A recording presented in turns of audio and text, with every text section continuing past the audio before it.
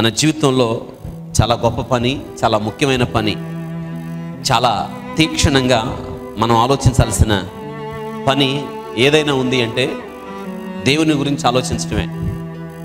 కీర్తనకారుడైన దావీదు ఈ మాటను ఇలా అంటాడు, నాకైతే దేవుని పొందు ధన్యకరం అంటాడు. దేవుని పొందు అంటే దేవునితో ఉండడం, దేవునితో కలిసి కాపురం చేయడం, దేవునితో కలిసి ప్రయాణం చేయడాన్ని పొందు అంటాం. దేవుడు కూడా ఆయనతో సహవాసం చేయాలని ఆయన బిడ్డలు పిలుస్తున్నాడు. ఆయన దేవునితో సహవాసం ఈరోజు మన జీవితాలలో గొప్ప ఆధిక్యత. గమనించండి, నీ సహవాసం ఎవరితో ఉంది? స్వచ్ఛమైన తెలుగులో నువ్వు ఎవరితో కాపురం చేస్తున్నావు అనేది నేటి దినాన్న ప్రశ్న. నిజమే కదా, మనం ఎవరితో అన్ని కాపురం చేస్తున్నాం? దేవునితోనేనా? అవును. ఏ ఒక్క దాసుడు ఇద్దరు యజమానులను సేవించలేడు కదా. మన దాసులమైతే మరి నీ యజమానుడు ఎవరు? ఇది నేటి దినాన ప్రాముఖ్యమైన మనం ఆలోచించాల్సిన ప్రశ్న. ఉదయకాలం మందు దేవుడు నీతో మాట్లాడడానికి ఇష్టపడుతున్నాడు. దేవుడు మన అంతరంగాలను పరిశోధించగలిగింది దేవుని యొక్క వాక్యం. అది సజీవము గలదై. దేవుని యొక్క వాక్యాన్ని గురించి హెబ్రీ గ్రంథకర్త రాస్తూ అంటాడు, దేవుని వాక్యం అంట సజీవము గలదై, ఎటువంటి వాడిగల ఖడ్ము కంటే వాడిగా ఉండి. ఇంగ్లీష్లో ఏముందంటే వెరీ యాక్టివ్. దేవుని యొక్క వాక్యం చాలా చురుగ్గా పనిచేస్తుంది మన మీద. అవును కదా.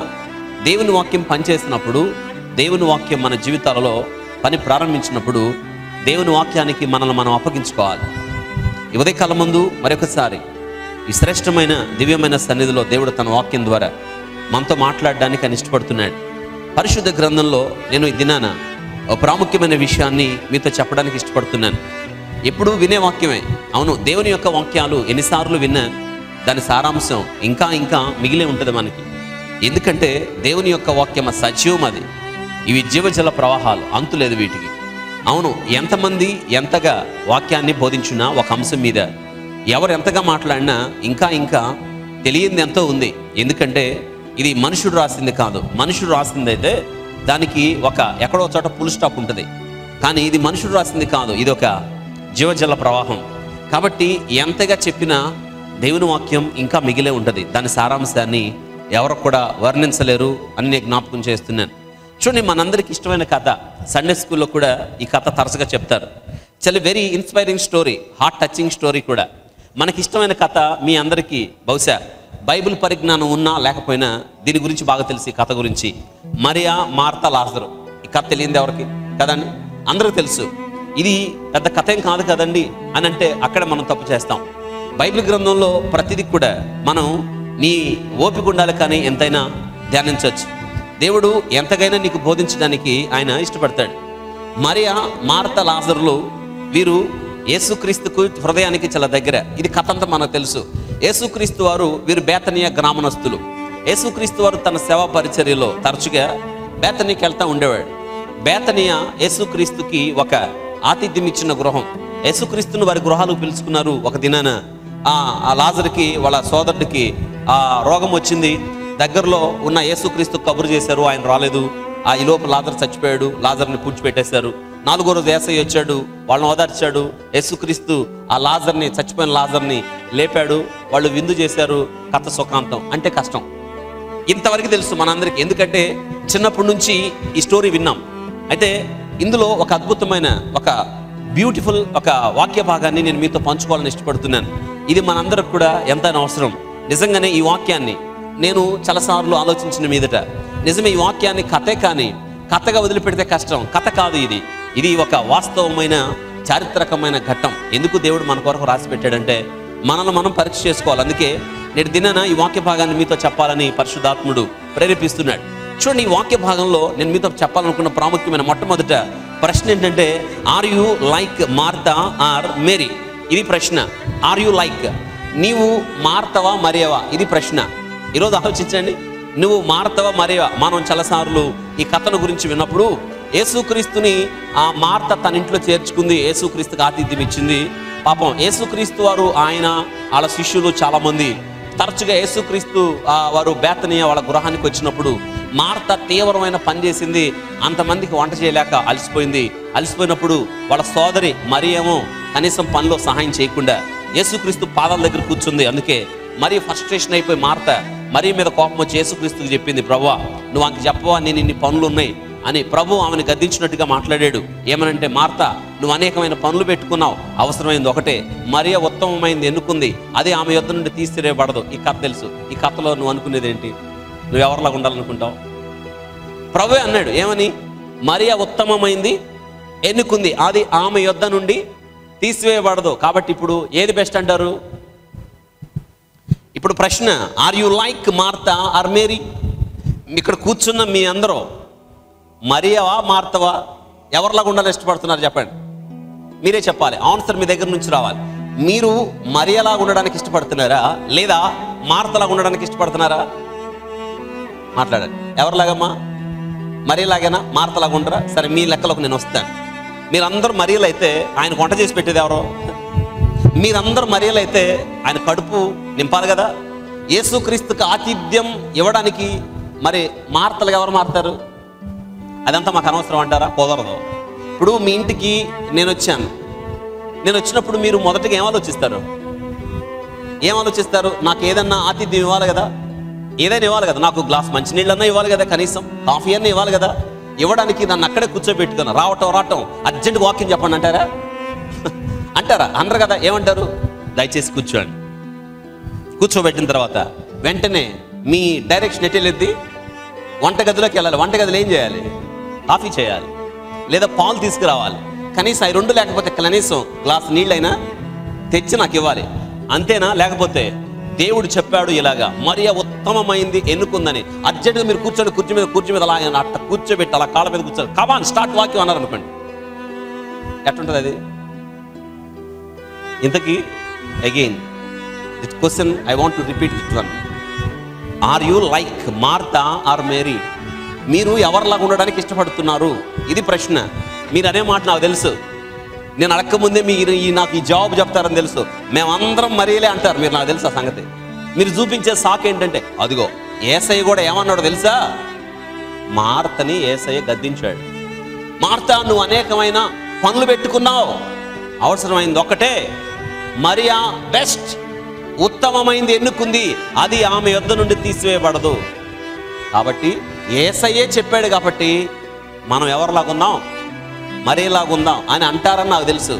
అందుకే నేను ఈ దినాన ఈ వాక్యాన్ని మీతో చెప్పాలని ఇష్టపడుతున్నాను.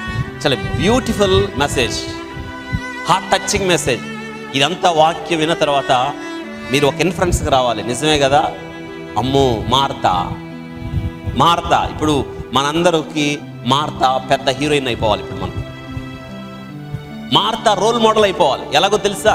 ఈరోజు ఈ వాక్య భాగాన్ని విన్న తర్వాత మార్త మీద మీకున్న కోపం, మార్త మీద మీకున్న వేరే అభిప్రాయం, మార్త అనేకమైన పనులు పెట్టుకుంది, ఆమె యేసయ్యని విసికించింది అన్న మీకున్న ఒక అభిప్రాయం ఏదైతే ఉందో అది ఎంతవరకు వాస్తవమో నేటి దినాన ఈ వాక్యం ద్వారా మనం నేర్చుకోవడానికి ఇష్టపడుతున్నాం. గమనించండి, యేసుక్రీస్తు యొక్క సేవ పరిచర్య భూమి మీద 3.5 సంవత్సరాలు సాగింది కదా. యేసుక్రీస్తు వారు భూమి మీద 33.5 సంవత్సరాలు జీవించాడు. 30 సంవత్సరాలప్పుడు ఆయన 31 సంవత్సరం అప్పుడు సేవ ప్రారంభించాడు. భూమి మీద 3.5 సంవత్సరాలే ఆయన సేవ చేసింది. ఆ సేవ చేసిన ఆ సమయంలో యేసుక్రీస్తుకి భూమి మీద ఫ్రెండ్స్ ఎవరైనా ఉన్నారంటే ఈ ముగ్గురే, మరియా, మార్తా, లాజరు. యేసుక్రీస్తు వారు వాళ్ళని ఏమని పిలుస్తున్నాడంటే నా స్నేహితులు అంటున్నాడు. మంచి మాట కదా. ఎందుకు ఈ మాట అంటున్నాడంటే యేసుక్రీస్తు వారిని ఆ దినాల్లో ఎవరు అర్థం చేసుకోలేదు. ఎవరు సొంత ఇంటి వారు కూడా యేసుక్రీస్తుని అర్థం చేసుకోవాలా. యేసుక్రీస్తు తర్వాత మరియకు యేషేబుకు పుట్టిన బిడ్డలు ఉన్నారు. అందులో యాకోబు పత్రిక రాసిన యాకోబు ఒకడు, యేసేపు ఒకడు, యోసే ఒకడు. ఇలాగ యేసుక్రీస్తుకు రక్త సంబంధికులు ఉన్నారు. బైబిల్ గ్రంథంలో రాయబడింది, ఆయన ఇంటి వారైనను, ఆయన ఇంటి వారు, ఆయన సోదరులైనను ఆయన యందు విశ్వాసం ఉంచలేదు. వారి సోదరులు కూడా ఏమనుకున్నారు తెలుసా? ఆయనకి మతి భ్రమించింది అనుకున్నారు. ఎందుకో తెలుసా? యేసుక్రీస్తు వారు ఇల్లు పట్టించుకోవటం లేదని, యేసుక్రీస్తు ఇల్లు వదిలేశాడని, ఎక్కడెక్కడో తిరుగుతున్నాడని, ఏదేదో బోధిస్తున్నాడని ఆయన ఇంటి వారు సైతం ఒకనొక సందర్భంలో తాళ్ళుతో కట్టేయడానికి వెళ్ళారు. అంటే యేసుక్రీస్తు వారి అభిప్రాయంలో ఎవరో తెలుసా? యేసుక్రీస్తు దయాలు పట్టినోడని, పిచ్చోడని సొంత అన్నదమ్ములు కూడా వదిలేస్తారని బైబిల్ గ్రంథంలో రాయబడ్డది. అంటే తన ఇంటి వారు సైతం కూడా, తన ఇంటి వారు సోదరులైనను ఆయన యందు విశ్వాసం ఉంచలేదు.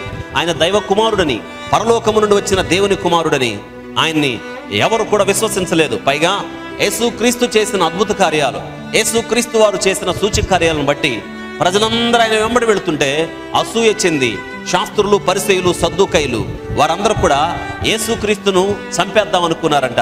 మిద్దె మీద నుండి తోసేద్దాం అనుకున్నారు. కొండ శిఖరాగ్రం నుండి తోసేద్దామని యేసుక్రీస్తు మీద ఎన్నెన్నో అపవాదులు, దయాలు పట్టిన బయల్జెబూబులన్న ఇతడు దయాలు వెళ్ళగొడుతున్నాడని, ఇతడు వెర్రివాడని, ఇతడు తిండిపోతని, ఇతడు మందు తాగుతాడని, వ్యభిచారం వల్ల పుట్టినవాడని, ఇలాంటి ఎన్నెన్నో దురభిప్రాయాలు ఆ దినాల్లో యేసుక్రీస్తు మీద ఉన్నాయి. అంటే యేసుక్రీస్తుని ఎవరు కూడా అర్థం చేసుకోవాలా. ఒక పెద్ద పజిల్, ఒక పెద్ద మిస్టరీగా, ఒక పెద్ద సమస్యగా యేసుక్రీస్తు వారు ఆ దినాల్లో ఉండిపోయాడు.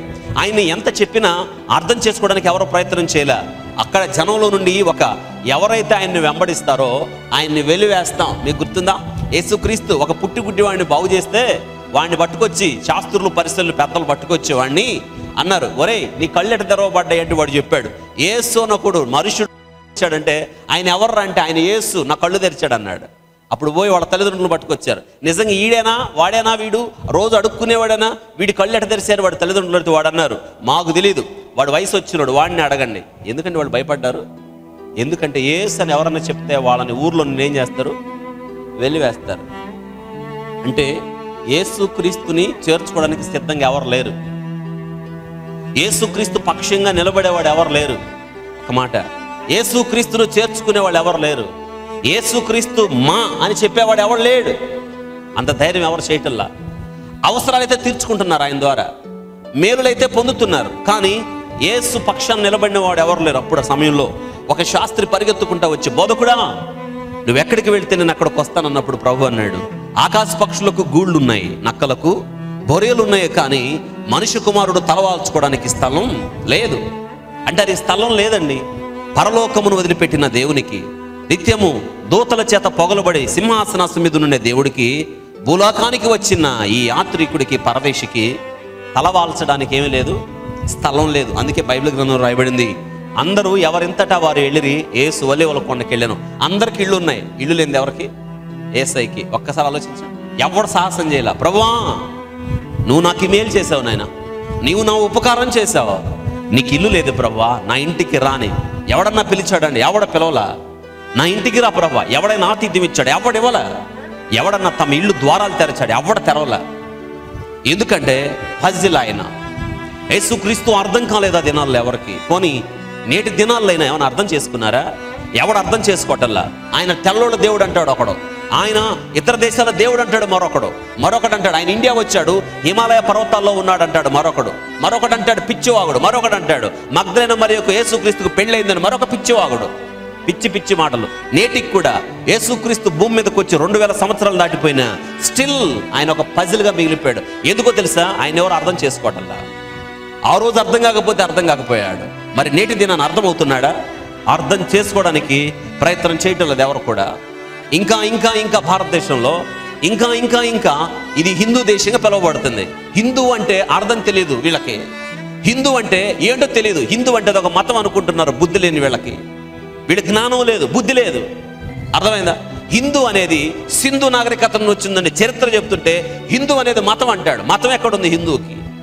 హిందువుకి ఒక గ్రంథం లేదు, హిందువుకి ఒక పద్ధతి లేదు. వర్ణాల మీద విడవబడింది హిందూ మతాన్ని వర్గీకరించాడు మనుధర్మశాస్త్రం ప్రకారం.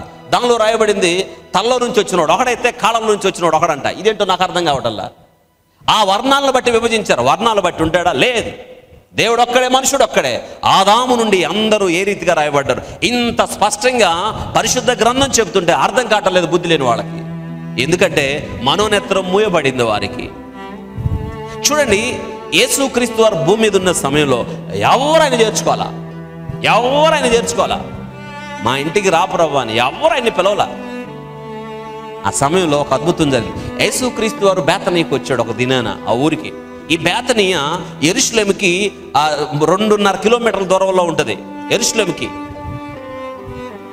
దగ్గర, చాలా ఒలీవ కొండకి ఎదురుగా చాలా దగ్గరగా. యేసుక్రీస్తు వారు తరచుగా ఎరుకోకు వెళ్ళేటప్పుడు ఖచ్చితంగా ఈ యొక్క బేతనీయను దర్శించి వెళ్తాడు ఖచ్చితంగా. ఈ బేతనీయ గురించి చాలా సందర్భాలలో యేసుక్రీస్తు సేవా ఘట్టంలో చాలా అద్భుతమైన కార్యాలు బేతనియా గ్రామంలో జరిగించాడు.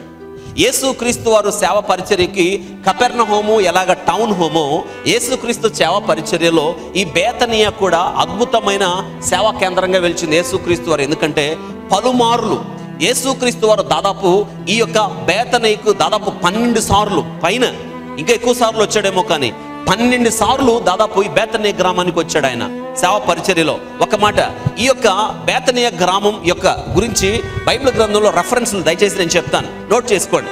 బేతనియా గురించి బైబిల్ గ్రంథంలో రాయబడిన మత్తయి సువార్త 21వ అధ్యాయం 27వ వచనం, మత్తయి సువార్త 26:6. దయచేసి ఇవి రాయడానికి ప్రయత్నం చేయండి. ఈ బేతనియా గురించి పరిశుద్ధ గ్రంథం కొత్త నిబంధనలో 11 సార్లు బేతనియా ప్రస్తావన ఉంది ఈ 4 సువార్తల్లో. మొదటిగా ఆ మత్తయి సువార్త 21:27, మత్తయి సువార్త 26:6. ఈ 2 సందర్భాల్లో మత్తయి సువార్తలో బేతనియా ప్రస్తావన ఉంది. ఇక మార్కు సువార్తకు వస్తే మార్కు సువార్త 11వ అధ్యాయం 1వ వచనం, మార్కు సువార్త 11వ అధ్యాయం 11వ వచనం, 11వ అధ్యాయం 12వ వచనం, ఈ మార్కు సువార్త 14వ అధ్యాయం 3వ వచనం. ఈ 4 సందర్భాలలో మార్కు సువార్తలో రాయబడ్డది. అగైన్ మళ్ళీ చెప్తాను, మార్కు సువార్తలో 4 సందర్భాలలో బేతనియా గురించి రాయబడ్డది. మార్కు సువార్త 11వ అధ్యాయం 1వ వచనం, మార్కు సువార్త 11వ అధ్యాయం 11వ వచనం, మార్కు సువార్త 11వ అధ్యాయం 12వ వచనం, మార్కు సువార్త 14వ అధ్యాయం 3వ వచనం.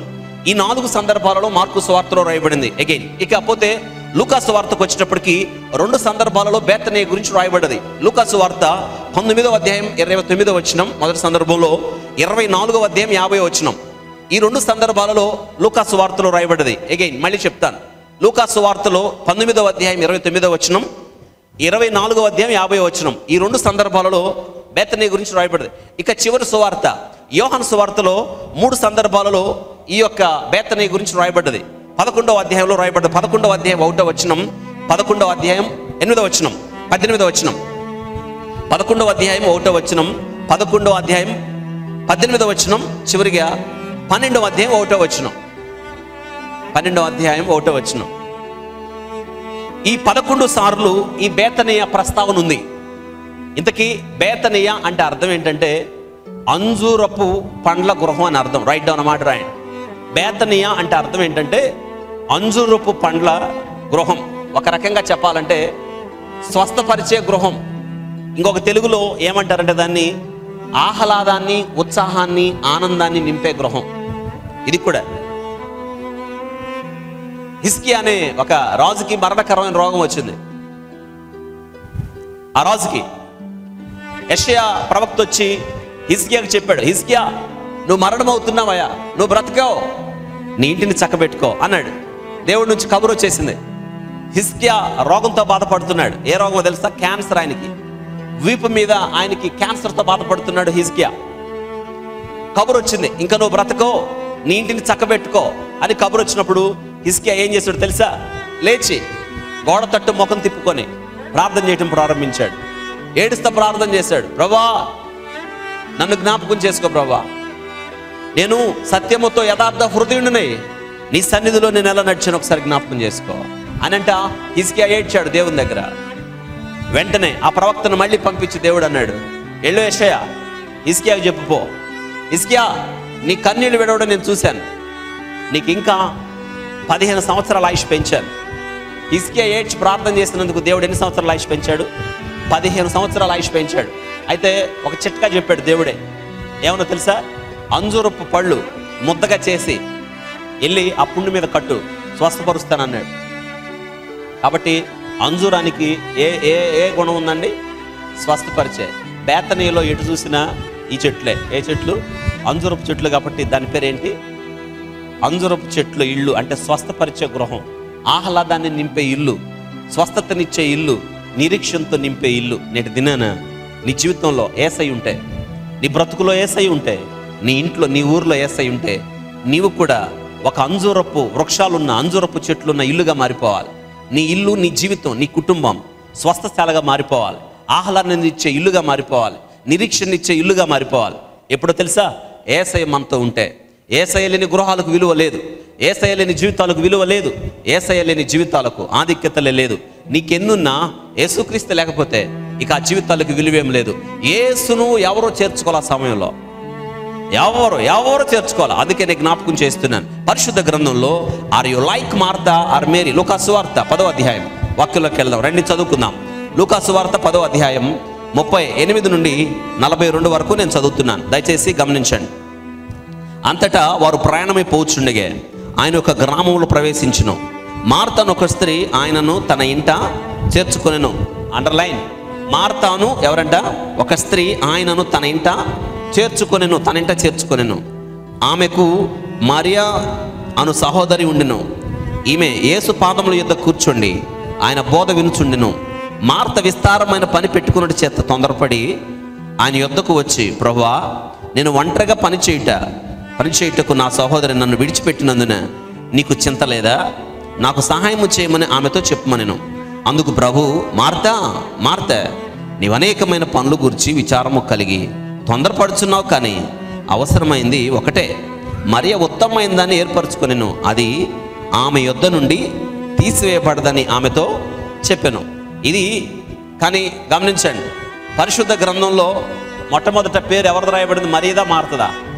మార్తది. బహుశా వయసులో పెద్ద అయి ఉండాలేమో అనుకుంటాం. మార్త మరియ కన్నా పెద్దదేమో, ఒకవేళ ఆమె పేరు మొదటగా రాయబడిందని ఒక ఉద్దేశం. లేదా యేసు క్రీస్తును ఆ ఇంట్లోకి తీసుకెళ్ళింది మరియా మార్త, రైట్ కదా? మార్త అంటే యేసు క్రీస్తుని ఆ ఇంటికి పరిచయం చేసింది మరియా. గుడ్. ఇక్కడ గమనించండి. అంటే చూడండి, ఎవరు చేర్చుకొని యేసయ్యను, ఎవరు ఇంటికి పిలవని యేసయ్యను తన ఇంటికి తీసుకుని వెళ్ళింది అంటే యేసయ్యను ఎంతగా అభిమానించి ఉండాలి. ఆయన ఎవరో వద్దు అంటుంది లోకం. ఆయన్ని చేర్చుకుంటే వెలివేస్తాము అంటున్నారు అధికారులు. ఆయన్ని అమ్మడబోతే ఊర్లో ఉండకుండా బయటికి నెట్టేస్తామంటుంది సమాజం. వీరందరికీ భయపడకుండా యేసుకి తన ఇంటిని ఇచ్చిందంటే మార్తనేమనుకోవాలి? మార్త హృదయాన్ని ఏమనుకోవాలి? మార్త యొక్క దూరదృష్టిని ఏమనుకోవాలి? మార్త యొక్క ధైర్యాన్ని ఏమనుకోవాలి? మార్త యొక్క తెగింపునేమనుకోవాలి? ఇది కదా. మీరు ఎప్పుడైనా మార్త గురించి ఆలోచించారా? అందుకే నేను మార్తకి ఒక ముద్దు పేరు పెట్టుకున్నాను. మీరు ఏదన్నా ఉత్తే పెట్టుకోండి. నేను మార్తకు పెట్టుకున్న ముద్దు పేరు ఏంటంటే మార్త చేతల మనిషి. రైట్ డౌన్, ఆ మాట రాసుకోండి.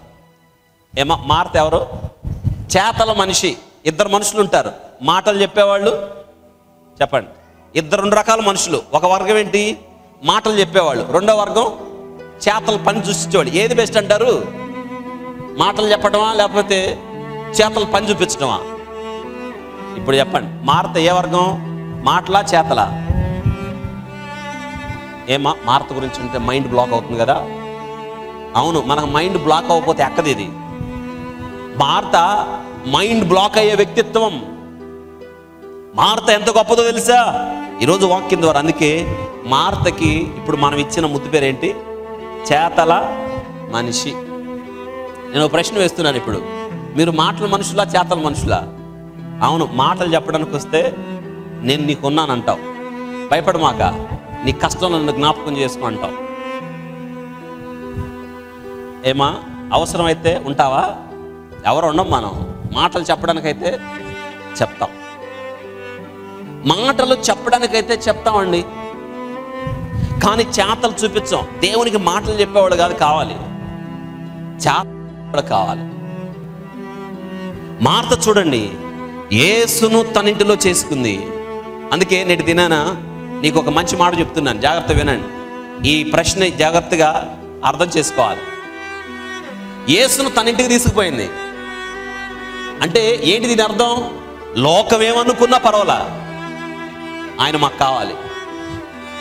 ఎందుకో తెలుసా? మాకు చాలినవాడు ఆయన. ఇంకొక మాట చెప్తున్నాను, జాగ్రత్త వినండి. యేసు ద్వారా మేలులు పొందిన వారందరూ వెళ్ళిపోయారు. ఇప్పటి వరకు మార్త కానీ మరియ కానీ లాజరు కానీ యేసు క్రీస్తు ద్వారా ఏ మేలైనా పొందారా? ఏ మేలు పొందలా. పోనీ మేలు పొందితే యేసును తన ఇంటికి తీసుకెళ్లారు అనుకోవచ్చు, కానీ ఏ మేలు పొందలేదు కదా. అంటే ఇంతకీ యేసును తన ఇంటికి తీసుకెళ్ళింది ఏదైనా మేలు పొందుదామనే, లేకపోతే యేసు క్రీస్తును అభిమానించి ఆయన దేవుడిని గుర్తించి తీసుకెళ్ళిందంటారా? ఆమె అభిమానించి ప్రేమించి ఆయన దైవ కుమారుడని గుర్తించి మార్త తన ఇంటికి తీసుకుని వెళ్ళింది. కాబట్టి మార్త యొక్క హృదయం మీకు అర్థమైందా? ఒక చక్కని మాట లూకా భక్తుడు రాస్తూ ఏమంటున్నాడంటే, అంతటా వారు ప్రయాణమైపోవచ్చుండగా ప్రభువారి ఇంటికే వెళ్ళలా. అమ్మ, నీ ఇంటికి నేను వస్తాను, నన్ను నీ ఇంట్లో పెట్టుకో, నన్ను నీ ఇంట్లో పెట్టుకొని ఆతిథ్యం ఇవ్వు అని అనలా. గమనించారా? వారు ప్రయాణమైపోవచ్చుండగా ఆయన యొక్క గ్రామంలోకి వెళ్ళాడు, గ్రామానికి వెళ్ళాడు. అయితే ఏం జరిగిందో చూడండి. మార్త అను ఒక స్త్రీ ఆయనను తన ఇంట, అంటే యేసుక్రీస్తుని ఏమే తీసుకెళ్ళింది వాళ్ళ ఇంటికి. బాగుంది కదా ఆమె పరిస్థితి? ఈరోజు నేను జ్ఞాపకం చేస్తున్నాను, యేసుని ఇంటికి తీసుకుపోయావా? చిన్నప్పుడు సండే స్కూల్లో మా నాన్న మాకు ఒక పాట నేర్పించేవాళ్ళు. ఎప్పుడు ప్రతి వారం పాడాలి ఆ పాట. యేసు ఉన్న ఇంటిలో ఎంత సంతోషం, ఎంత సంతోషం, ఎంతో సంతోషం. Jesus in the family, happy happy home, happy happy home, happy happy home. యేసు ఉన్న ఇంట్లో ఎంత సంతోషం, ఎంత సంతోషం, ఎంతో సంతోషం. అట్రా ఆపోజిట్, యేసు లేని ఇంటిలో ఎంత దుఃఖం, ఎంత దుఃఖం, ఎంతో దుఃఖం. ఈరోజు యేసు ఉన్నాడా నీ ఇంట్లో? ఉంటే సంతోషం. యేసు ఉన్నాడా? ఉంటే నిరీక్షణ. యేసు ఉన్నాడా? ఉంటే నీ ఇంటికి ఆధిక్యత. ఒకవేళ యేసు లేడా? దుఃఖకరమైన ఇల్లు. ఈరోజు తీర్మానం చేయి. మార్త యేసును చేర్చుకుంది ఇంటిలో, తన ఇంటికి చేర్చుకుంది. ప్రభువా, నిన్నెవరు పిలవకపోతే ఏం ప్రభువా, నిన్నెవరు వాళ్ళ ఇల్లు తీసుకుపోతేమి, మా ఇంటికి రాయా, నీకు ఎదురే లేదు మా ఇంటికి వస్తే, నీకు అడ్డు చెప్పేవాళ్ళు ఎవరు లేరు, మా ఇల్లు తలుపు తెరుస్తున్నాను, నువ్వు ఉంటే చాలు మాకు. ఎంత గొప్ప! అందుకే యేసయ్యకి ఎంత సంతోషం అనిపించుండాలి. అందరూ అనుమానించిన వేళ, అందరూ యేసుక్రీస్తును తృణీకరించిన వేళ, అర్థము చేసుకునేని వేళ, అందరూ దేవునికి వ్యతిరేకులుగా మారిన వేళ, మేమున్నాం యేసయ్యకని గంట పదంగా మార్త చెప్పిందే, అది నచ్చింది యేసయ్యకి. అందుకే వాళ్ళు యేసుక్రీస్తుకి చాలా తక్కువ సమయంలో, యేసుక్రీస్తుకి ఆ ఇంట్లో ముగ్గురు ఉండేవాళ్ళు. మరియా, మార్త, ఇంకొక ఎవడండి, లాజరు. ఇద్దరు సోదరులు, ఒక తమ్ముడు, ముగ్గురే ఆ ఇంట్లో. తల్లిదండ్రుల సంగతి ఏంటో బైబిల్ గ్రంథంలో రాయబడలా. కాబట్టి నేను జ్ఞాపకం చేస్తున్నాను, జాగ్రత్తగా ఈ వాక్యాన్ని మీరు గమనించండి. నేను చెప్తుండగా ప్రతి ఒక్క విషయాన్ని కూడా మీ జీవితానికి అన్వయం చేసుకోవడానికి ప్రయత్నం చేయండి. చూడండి, నిజమే, మనం ప్రతిసారి కూడా మార్త మీద మీకు ఒక అభిప్రాయం ఉంది. మార్త అసలు వాక్యం ఏందో, మార్త ఎప్పుడు వంటగదే, మార్త విపరీతమైన పనులు, మార్త రకరకాల వంటలు, ఆమెకు దేవుని వాక్యం అంటే ఇంట్రెస్ట్ లేదు అని అనుకున్నారు ఎప్పుడైనా? జాగ్రత్త, మనందరం అదే అనుకుంటాం. అందుకే యేసయ్య కూడా ఆమెను గద్దించాడు, ఆమెను అరిశాడు. నీవేంటి అన్ని పనులు పెట్టుకున్నావు, అవసరమైంది ఒకటే, మరియ ఉత్తమమైంది ఎన్నుకుంది, అది ఆమె యొద్ద నుండి తీసివేయబడదు అని అన్నాడు. కాబట్టి మనం ఇలా అనుకుందాం. గమనించండి, యేసు ఇలా మనం అనుకుంటాం. యేసుక్రీస్తు ఆమెను ఎందుకు గద్దించాడో తెలుసా? ఎందుకు గద్దించాడంటే ఆ పని మానేయమని కాదు. జాగ్రత్త వినండి. ఆ పని వల్ల ఆమె అధిక ఒత్తిడి కలిగి ఉంది, అది వద్దంటాడు దేవుడు. మీరు జాగ్రత్తగా గమనించాలి.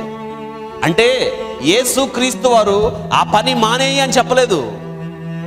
తీవ్రమైన ఒత్తిడి ఎందుకు, అనేక పనులు ఎందుకు పెట్టుకున్నావు? ఉత్తమమైంది ఏంటంటే దానికన్నా ఉత్తమమైంది ఉంది నీకు, వాక్యం వినే సమయం. ఈరోజు ఈ వాక్యాన్ని మన జీవితంలో మనం అన్వించుకోవడానికి ప్రయత్నం చేద్దాం. చూడండి, యేసుక్రీస్తును ఆ ఇంట్లో చేర్చుకుంది మార్త. అందుకే ఈమెమో చాలా పనులు పెట్టుకొని ఉంది. మరి నిజమే కదా, యేసయ్య ఒక్కడే రాడు ఆ ఇంటికి. యేసయ్య వస్తాడు, ఆయన ఎమ్మటి ఎంతమంది శిష్యులు అండి? 12 మంది శిష్యులు, మనం మొత్తం 13 మంది. ఇంకా ఎవరైనా ఉంటే ఉండొచ్చు. మనం ఇలా అనుకుందాం, మిగతా వాళ్ళని తీసేయండి. యేసయ్య 12 మంది శిష్యులు, మొత్తం ఎంతమంది? 13 మంది. 13 మందికి వంట ఉండడం అంటే మాటలా? కష్టమా కాదండి? కష్టం. పోనీ ఆ ఇంట్లో వంట ఉండేది ఎంతమంది? ఎవరు చేయాలి వంట? మార్తే చేస్తుంది. 13 మందికి మార్త ఎప్పుడు చేయాలి? 13 మందికి వంట చేయటం అంటే మాటలా? అందుకే ఆమె చాలా తీవ్రమైన ఒత్తిడికి గురైపోయింది. వెంటనే ప్రభు దగ్గరికి వచ్చేటప్పటికి మరి ఏం చేస్తుంది? యేసయ్య పాదాల దగ్గర కూర్చొని ఆయన వాక్యం చెప్తే ఇంటా ఉంది. మార్త ఏమో వంటగదిలో పనిచేస్తూ ఉంది, యేసయ్య ఏమో వాక్యం చెప్తున్నాడు. వెంటనే వచ్చి ఒక్కరు పరిచింది. ప్రభువా, నేను ఇంత పని చేస్తున్నాను కదా, ఈ అమ్మాయి ఏమో ఇక్కడే కూర్చుంది నీ పాదాల దగ్గర, నువ్వు చెప్పచ్చుగా, బొమ్మ మీ అక్క ఒక్కటే పని చేస్తుంది, పళ్ళు అలసిపోతుంది, మీ ఇద్దరు కలిసి తొందరగా పని చేసి తొందరగా మీ ఇద్దరు కలిసి రండి అని చెప్పొచ్చుగా. నేను ఇన్ని పనులు చేస్తుంటే నీకు చింత లేదా అంటే ప్రభు అన్నాడు, మార్త నువ్వు అనేకమైన పనులు పెట్టుకున్నావు, అవసరమైంది ఒకటే కదా, మరియ ఉత్తమమైనది ఎన్నుకుంది, అది ఆమె యొద్ద నుండి తీసివేయబడదు అని ఇలా అనుకుంటాం. కాబట్టి మనం అనుకునేది ఏంటంటే మనం కూడా వంట చేయటం మానేసి వచ్చాడు కూర్చుంది అనుకుందాం, మన లెక్కలో వద్దాం. ఇప్పుడు ప్రభు ఇట్ట అన్నాడు కదా, ఏమన్నాడు? అవసరమైంది ఒకటే, మరియ ఉత్తమమైంది ఎన్నుకుంది అన్నాడు. వంట మానేసి వచ్చి కూర్చో అన్నాడా? మనం ఇలా అనుకుందాం, ప్రభు ఇలా అన్నాడు కాబట్టి మనం కూడా వచ్చి తిన్నగా నాకేం పట్టిందని వచ్చి మనం కూడా ఇటు పక్క కూర్చున్నాం అనుకో, ప్రభు కాళ్ళ దగ్గర భోజనం ఎవరు పెట్టాలి? వాళ్ళకి వంట ఎవరు పెట్టాలి? వంట ఎవరు చేయాలి? వాళ్ళకి భోజనం ఉంటాయని భోజనం అందించాలా లేదా? ఏమో మాట్లాడండి. అవును కదా, మరి వంట ఎవరు చేయాలండి? అందుకే నేటి దినాన ఒక అద్భుతమైన వాక్యాన్ని, ఈ రెండు క్యారెక్టర్స్లో నేను ఒక మాట చెప్పాను. Are you like Martha or Mary? నువ్వు ఎవరిలాగా ఉండాలి? ఎవరిలాగా ఉండాలంటే ఇద్దరిలాగా ఉండాలి. జాగ్రత్తగా వినండి. అందుకే ఈ వాక్యాన్ని మీతో పంచుకోవాలని ఇష్టపడుతున్నాను. ఇద్దరిలాగా ఉండాలి. ఈ ప్రతి ఒక్కరిలో ఈ రెండు క్యారెక్టర్స్ ఉండాలి. ఈ రెండు క్యారెక్టర్స్ ఏంటో నేటి దినాన్ని నేను మీకు జ్ఞాపకం చేస్తున్నాను. జాగ్రత్తగా ఒక అద్భుతమైన వాక్య భాగాన్ని మీతో నేను పంచుకోవాలని ఇష్టపడుతున్నాను. అవును, having a Mary heart in a Martha world. Write down ఈ మాట రాసుకోండి. Having a Mary heart in a Martha world. తెలుగులో ఏంటంటే మార్తా లాంటి ప్రపంచంలో మరియ లాంటి హృదయము. ఇది క్యారెక్టర్.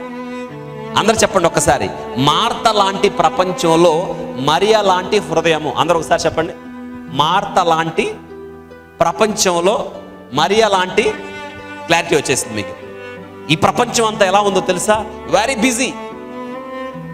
ఎక్కడ చూసినా విపరీతమైన పనులు, ఎక్కడ చూసినా తీవ్రమైన ఒత్తిడి. ఈ ఒత్తిడి, ఈ పని భారం మనకేం తీసుకొస్తుందంటే చింత తీసుకొని వస్తుంది, కలవరాన్ని తీసుకొస్తుంది. అయ్యో ఇన్ని పనులు ఉన్నాయి, ఎప్పుడు చేయాలి ఈ పనులు? నేను ఈ పనులు ఎప్పుడు ముగించుకోవాలి? ఈ పనులు ముగించుకొని ఎప్పుడు ముందుకెళ్ళాలి? అవును, ఈ పనుల్లో మనకు తీవ్రమైన ఒత్తిడి ఎదురవుతూ ఉంది. మీరు ఆలోచించండి ఒకసారి. అందుకే నేను జ్ఞాపకం చేస్తున్నాను ఏంటంటే మార్తా లాంటి ప్రపంచంలో మనం ఉన్నాం. ఎవరినైనా కదిలించండి, టైం లేదంటాడు. ఎవరినైనా కదిలించండి, వెరీ బిజీ అంటాడు. టైమే లేదా? లేదు. అవును, మార్తా లాంటి ప్రపంచమే, నిజమే. పనులు ఎక్కువ ఉన్నాయి. కానీ మార్తా లాంటి ప్రపంచంలో మనం ఎవరుగా మారిపోవాలి? మరియ లాంటి హృదయం. మరియ ఉత్తమమైంది ఎన్నుకుంది. ఏంటో తెలుసా? యేసయ్య పాదాల దగ్గర కూర్చుంది. వాక్యం. అందుకే రెండు క్యారెక్టర్స్ కావాలి. ఈరోజు ఈ రెండు క్యారెక్టర్స్ ఏంటో మీతో చెప్పడానికి ఇష్టపడుతున్నాను. ఈ మూలవాక్యం మర్చిపోకండి. మార్తా లాంటి ప్రపంచంలో మరియ లాంటి హృదయం. మార్తా లాంటి ప్రపంచంలో మరియ లాంటి హృదయం. Having a Mary heart in Martha's world. అవును, మార్తా లాంటి ప్రపంచం. అవును, choosing a Mary heart in a Martha season. మనం ప్రతిసారి కూడా చాలా పనులు పెట్టుకుంటాం. ఎన్ని పనులండి! అసలు మనకు ఆదివారం వస్తే చాలు, ఆదివారం ఈ పని తప్ప అన్ని పనులు ఉంటాయి. ఇల్లు బాగు చేసుకోవాలి, ఇల్లు సర్దుకోవాలి, అక్కడికి వెళ్ళాలి, ఇక్కడికి వెళ్ళాలి, ఆ పని చేయాలి, ఈ పని చేయాలి. ఇది చాలు అన్నట్టు ఆదివారం 4-5 కూరలు చేసుకొని తినాలి, డిఫరెంట్ ఐటమ్స్ చేసుకోవాలి. కానీ అది కాదు, వంట చేసుకోవడం అవసరమే, కానీ దానికన్నా అవసరమైంది ఇది. మార్తా ప్రపంచంలో ఉన్నావు కాదంటలేదు. At the same time Martha ప్రపంచంలో ఉన్న మనందరం మరియ లాంటి హృదయంతో ఎవరి దగ్గర కూర్చోవాలి? ప్రభు పాదాల దగ్గర కూర్చోవాలి. రెండు క్యారెక్టర్స్ కావాల్సిందే. నీకు 2 చేతులు ఎట్టున్నాయో, 2 కాళ్ళు ఎట్టున్నాయో, ఈ రెండు క్యారెక్టర్స్ ఏంటో నేను జ్ఞాపకం చేస్తున్నాను. ఎవరెవరినో తీసేయడానికి వీల్లేదు. ఈ 2 క్యారెక్టర్స్ లేకుండా నువ్వు క్రైస్తవుడు అవ్వలేవు. ఈ 2 నీ జీవితంలో నువ్వు లేకుండా నీవు మంచి విశ్వాసిగా మారలేవు, ప్రభువును సంతోషపెట్టలేవు, ప్రభువును ఆనందపరచలేవు. ఈ 2 కావాల్సిందే. ప్రభువుకు పరిచర్య చేయడం, ప్రభువుకు ఉపచారం చేయడం, అదే సమయంలో ప్రభు పాదాల దగ్గర కూర్చొని ఆయన శ్రేష్టమైన వాక్యాలు వినడం. కాబట్టి మార్తా లాంటి ప్రపంచం ఎటు చూసినా మరియ లాంటి హృదయం కావాలి. చూడండి, దేవుని యొక్క వాక్యంలో యేసును ఇంట చేర్చుకున్న వనిత. అవును, యేసును ఇంట చేర్చుకుంది. ఈ యొక్క మార్తను గురించి ప్రస్తావన. మార్త అనగా అర్థం, మార్త అంటే అర్థం ఇల్లాలు అని అర్థం, లేదా గృహిణి అని అర్థం. ఈ యొక్క మార్త గురించిన ప్రస్తావన బైబిల్ గ్రంథంలో 3 సార్లు రాయబడింది. లూకా సువార్త 10వ అధ్యాయం ఇప్పుడు చదువుకున్న వాక్య భాగం 38 నుండి 42 వచనాల్లో ఈ యొక్క మార్త ప్రస్తావన ఉంది. అదే సమయంలో యోహాను సువార్త 11వ అధ్యాయం మొత్తం కూడా అంటే దాదాపు 44 వచనాలు ఈ యొక్క మార్త వారి యొక్క కుటుంబం యొక్క ప్రస్తావన ఉంది. యోహాను సువార్త 12వ అధ్యాయం 1 నుంచి 8 వచనాల్లో మళ్ళీ వీరి ప్రస్తావన ఉంది. కాబట్టి ఈ 3 చోట్ల మనం జాగ్రత్తగా వాక్యాన్ని ధ్యానం చేస్తే ఈ మార్తను గురించి కొన్ని శ్రేష్టమైన విషయాలు మనం నేర్చుకోవడానికి ప్రభు సహాయం చేస్తాడు. గమనించండి, మా యేసును ఇంట చేర్చుకున్న వనిత, ఈమె గురించి మనం ఎప్పుడు గుర్తుపెట్టుకోవాల్సింది. నిజమే, ఆలోచించండి. అంత అనుకూలంగా ఉన్నప్పుడు ఒక వ్యక్తిని చేర్చుకోవడం మంచిదే. లేదా ఒక వ్యక్తిని గణపరుస్తున్నప్పుడు, ఒక వ్యక్తికి సమాజంలో ఉన్నతమైన స్థానం ఉన్నప్పుడు, ఒక వ్యక్తికి సమాజంలో పేరు ప్రఖ్యాతులు ఉన్నప్పుడు ఆ వ్యక్తిని అందరింటికి పిలుస్తారు. అవును కదా? ఒక వ్యక్తిని ఎవరు చేర్చుకోకపోతే ఆ వ్యక్తిని ఎవరైనా పిలుస్తారా? ఎవరు పిలవరు. అవును కదండి. ఇప్పుడు ఒక వ్యక్తిని సమాజం అంతా వెలివేశారు అనుకోండి, ఒక వ్యక్తిని సమాజంలో దోషిగా నిద్రించారు, దోషిగా నినదించారు, ఆ వ్యక్తిని ఎవరు చేర్చుకోవటంలా. అవును, ఆ సమయంలో ఆ వ్యక్తిని చేర్చుకోవడం చాలా గొప్ప కదా. అవును, అందుకే నేను అంటాను, మార్త చేతల మనిషి. యేసును ఆమె ఇంట చేర్చుకుంది. యేసును ఇంట ఆమె ఈ ఒక్కటి చేస్తే చాలండి. నీ కుటుంబ చరిత్ర మారాలంటే, నీ బ్రతుకు మారాలంటే యేసును చేర్చుకోవాలి. అంతే. ప్రభా నా ఇంటికి రా ప్రభా, అంతే. నువ్వు పిలిస్తే వస్తాడు దేవుడు. నువ్వు పిలవాలే కానీ రాని దేవుడి దగ్గరికి ఆయన. ఎంత మంచి దేవుడు తెలుసా? నువ్వు పిలుస్తావని ఆగిపోయాడు, హృదయ వాకిడి దాకా వచ్చాడు. ఆయన ఇంకా ముందుకు అడుగు వేసి తట్టుచున్నాడు. ఈరోజు ఆలోచించండి, పరలోకంలో ఉండాల్సిన దేవుడు ఈరోజు నిన్ను వెతుకుతూ వచ్చి నశించిన దాన్ని వెనక్కి రక్షించడానికి యేసుక్రీస్తు వారి లోకానికి వచ్చాడు. ఎంత గొప్ప దేవుడు! ఈ లోకానికి రావడం కాదు, మనిషిగా రావడం కాదు, హృదయం దాకా వచ్చాడు. హృదయ వాకిటిని తట్టుచున్నాడు. తీస్తావా? తీసి పిలిస్తే వస్తాడు. తలుపు తెలియదా? రాడు. మరి యేసుని చేర్చుకుంటారా? అవును, చాలామంది జీవితాల్లో కల్లోలాలు, చాలామంది జీవితాలలో సమస్యలు, చాలామంది జీవితంలో అర్థం కాని పరిస్థితులు, నలిగిపోయిన పరిస్థితులు, అస్తవ్యస్తమైన పరిస్థితులు. ఏం చేయాలో దరిద్రమైన పరిస్థితుల్లోనూ ఉంటే మార్త చేసిన పని చేయి. మార్త ఎవరో తెలుసా? ఆమె యేసును చేర్చుకుంది. ఘనత వహించిన ఆమె ఏం కాదు, ఆమె గొప్ప ఆమె కాదు, పేదవాళ్ళు వాళ్ళు. అవును, ఆ పేద ఆమె యేసును చేర్చుకునేంత హృదయం, యేసును గృహానికి తీసుకువెళ్ళేంత హృదయం, అంత హృదయం ఉంటే చాలు. ఈరోజు ప్రభు ప్రేమతో నిన్ను పిలుస్తున్నాడు. నన్ను చేర్చుకుంటావా? దేవుడును ఈరోజు ప్రేమతో పిలుస్తున్నాడు. ప్రభువుని చేర్చుకుంటే ఆయన నీ దగ్గర రావడానికి ఇష్టపడుతున్నాడు. నీ జీవితాన్ని మారుస్తాడు, నీ చరిత్రను మారుస్తాడు. ప్రభుని పిలవండి. యేసు లేకుండా మీ గృహాలకు వెళ్ళకండి. ఈరోజు నీ గృహంలో ఎవరున్నారు? నీ హృదయంలో ఎవరున్నారు? నీ కుటుంబంలో ఎవరున్నారు? యేసు లేని జీవితాలకు, ఆ జీవితాలకు అర్థం లేదు. అందుకే ఈమె ఎవరో తెలుసా? ఈమె యేసును తన ఇంట చేర్చుకున్న వనిత. యేసునింట చేర్చుకుంది. అప్పుడు దాకా వీళ్ళు చాలా పేదోళ్ళు. ఆ ఊర్లో బేతనీయ గృహం చాలా పేదోళ్ళు, వీళ్ళు చాలా పేదోళ్ళు. ఆ ఊర్లో మామూలు వాళ్ళు, గుర్తింపు లేదు. కానీ ఒక్కసారి యేసు ఆ ఇంటికి వెళ్ళేటప్పటికి ఆ ఇంటి పరిస్థితి మారిపోయింది. ఈరోజు ఆలోచించండి, నీ ఇంటికి ఏది చేర్చుకున్నా, నీ ఇంటిని ఎలాగ మలుచుకున్నా, ఎంత గొప్పగా కట్టుకున్నా, యేసు లేకపోతే ఆ ఇంటికి విలువ లేదు. యేసును పిలవండి. మీ గృహాలకు వెళ్ళేటప్పుడు వట్టికి వెళ్ళకండి. యేసును చేర్చుకొని, ప్రభువా మార్త ప్రపంచంలో నేనున్నాను, నేను మరియ లాంటి హృదయాన్ని కలిగి ఉంటాను ప్రభువా. మార్త లాంటి తీవ్రమైన ఒత్తిడి పనులు ఉన్నాయి, అయితే మరియ లాంటి హృదయం వాటన్నిటిని పక్కన పెట్టి నీ దగ్గరికి వస్తాను, నీ పాదాల దగ్గర కూర్చుంటాను. ఇంతకు మించి ఉత్తమమైన నా జీవితం లేదు అని చెప్పగలవా? చెప్పాలనే ఈ వాక్యం ప్రభు నీతో మాట్లాడుతున్నాడు. గమనించండి ఈ వాక్యాన్ని. మార్త యేసుని ఇంటి చేర్చుకుంది. ప్రభా నా ఇంటికి రా ప్రభా. యేసయ్య వెళ్ళాడు ఆ ఇంటికి. యేసు పిలిస్తే రాంది ఎవరికి? అవును, నా యొద్దకు వచ్చు వారిని నేను ఎంత మాత్రం త్రోసివేయను అన్నాడు. ఎంత మాత్రం త్రోసివేయడు. ప్రభు దగ్గరికి రండి. నువ్వే స్థితిలో ఉన్న పర్వాలేదు, ఎంత జారిపోయినా పర్వాలేదు, ఎంత నలిగిపోయినా పర్వాలేదు, జీవితం ఎంత అస్తవ్యస్తమైన పర్వాలేదు, ప్రభు దగ్గరికి వచ్చి నా ఇంటికి రా ప్రభు అంటే వస్తాడు. నీ ఇల్లు ఎలా ఉంది, నీ పరిస్థితి ఏంటి అండవు, నీ ఇంటికి వస్తాడు ఆయన. ఎందుకో తెలుసా? ఎంత దిగజారిపోయినా బాగు చేస్తాడు యేసయ్య నీ ఇంటిని. యేసుని ఇంట చేర్చుకుంది. అందుకే మార్త అంటే అర్థం ఏంటంటే, గమనించండి, మార్త అంటే అర్థం గృహిణి లేదా ఇల్లాలు. ఒక మాట నేను మీతో చెప్పాలి. చూడండి, యేసుని నీ ఇంటికి తీసుకుని వెళ్ళే క్రమంలో the road you choose will you take with you, it's your choice. దేవుడు అంటాడు, నువ్వు వెళ్ళే దారిలో నన్ను తీసుకెళ్తావా, నన్ను నీ ఇంటికి తీసుకువెళ్తావా లేదా అనేది యువర్ చాయిస్, నీ ఇష్టం, బలవంతం లేదు. యేసును తీసుకెళ్తే నీతో వస్తాడు ఆయన, వదిలేస్తావా నీ ఇష్టం. నీ చాయిస్ ఏంటి ఒకసారి ఆలోచించండి. ఇట్స్ యువర్ చాయిస్, చాయిస్ నీది. నీ చాయిస్ ఏంటి? ఆయన తీసుకుపోతావు ఇంటికి, వదిలేస్తావా? యేసుక్రీస్తును కొరడాలతో కొట్టించి పిలాతు నిలబెట్టాడు. ఇలాగ నిలబెట్టి యూదులంతా ఆయన్ని సిలువేయాలి అంటున్నారు. ఏం చేయలే. పిలాతు వాళ్ళని దండించి అడుగుతున్నాడు, ఏ నేరం చేశాడు ఈయన, ఏ నేరము ఈయనలో కనిపించలేదని పిలాతు గద్దించి అడుగుతుంటే, లేదు ఈయన సిలువేయని గండి అరుస్తున్నారు. కొరడాలతో కొట్టించి పిలాతు వాళ్ళకొక చాయిస్ ఇచ్చాడు అక్కడున్న యూదులకి. క్రీస్తు అనబడిన యేసుని నేనేం చేయాలి, మీరేం చేస్తారని అడిగాడు. అంటే వాళ్ళు ఒక పని చేయాలి, ఆయన్ని చేర్చుకోనన్నా చేర్చుకోవాలి, సిలువ కన్నా అప్పగించాలి. చాయిస్ వాళ్ళది. వాళ్ళు రెండో చాయిస్ కోరుకున్నారు, ఆయన మాకొద్దు, ఆయన దేనికి అప్పగించండి. దాన్ని ఈరోజు నీ చాయిస్ ఏంటి? It's your choice. ప్రభు నీ ఇంటికి తీసుకుపోతావా, వదిలేస్తావా? మార్త ఇంటికి తీసుకెళ్ళింది యేసుని, అదే ఆమె చాయిస్. అందుకే నేను చెప్పాను, మార్త చేతల మనిషి. మార్త తన ఇంటిని మార్చేసుకుంది, తన చరిత్రను మార్చుకుంది.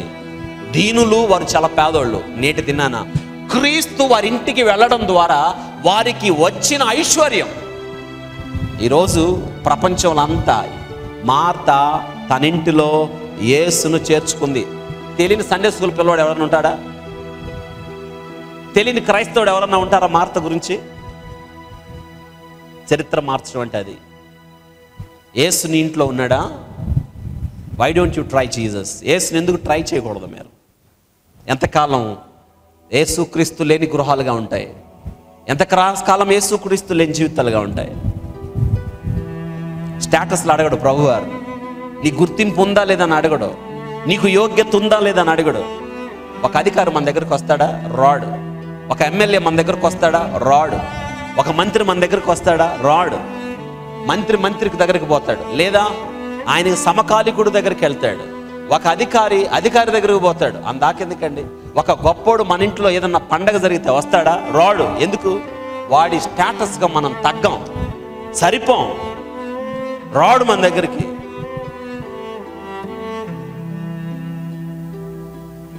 యేసయ్య అలా అడగడు. ఎందుకు తెలుసా? నీ స్టేటస్ కాదు యేసయ్యకి కావాలి, నువ్వు కావాలి. నీ గొప్పతనం కాదు యేసయ్యకి కావాలి, నువ్వు కావాలి. ఎందుకో తెలుసా? నిన్ను ప్రేమించాడు ఆయన, నశించిపోయిన నిన్ను ప్రేమించాడు. కాపరి లేని గొర్రెగా చెదురున్నావే, నిన్ను ప్రేమించాడు ఆయన. ఈరోజు వింటున్నారా?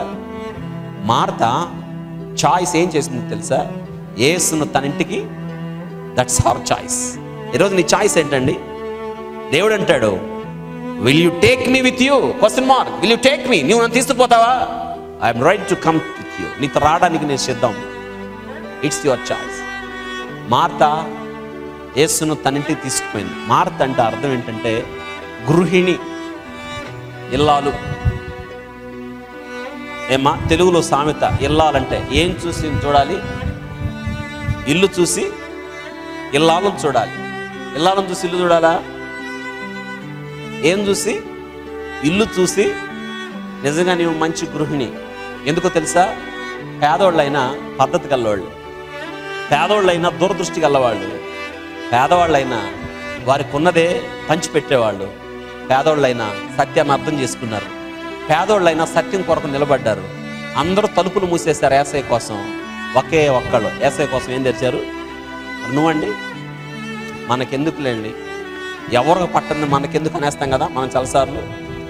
ఎవరు పట్టించుకోకపోతే మనకెందుకు, ఎవరికి పట్టంది మనకెందుకు. అవును, ఎవరికి పట్టలేదు కాబట్టి నీకు పట్టాలి క్రైస్తవుడిగా.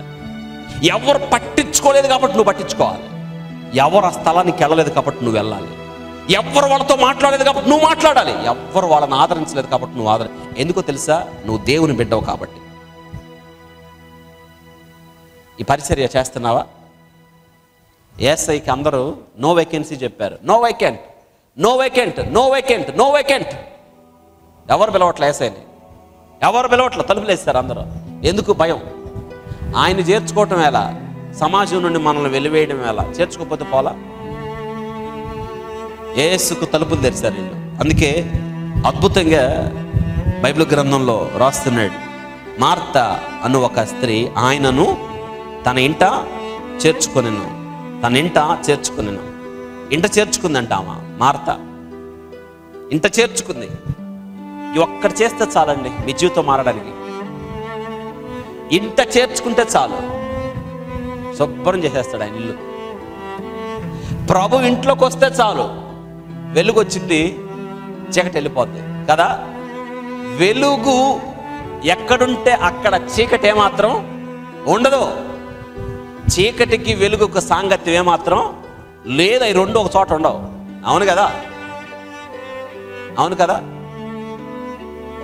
వెలుగున్న చోట చీకటి ఉండదు. యేసయ్య వచ్చాడు జక్కయ్య ఇంటికి, అప్పుడు దాకా చీకటి. ఎంత చీకటి అండి ఆ ఇల్లు.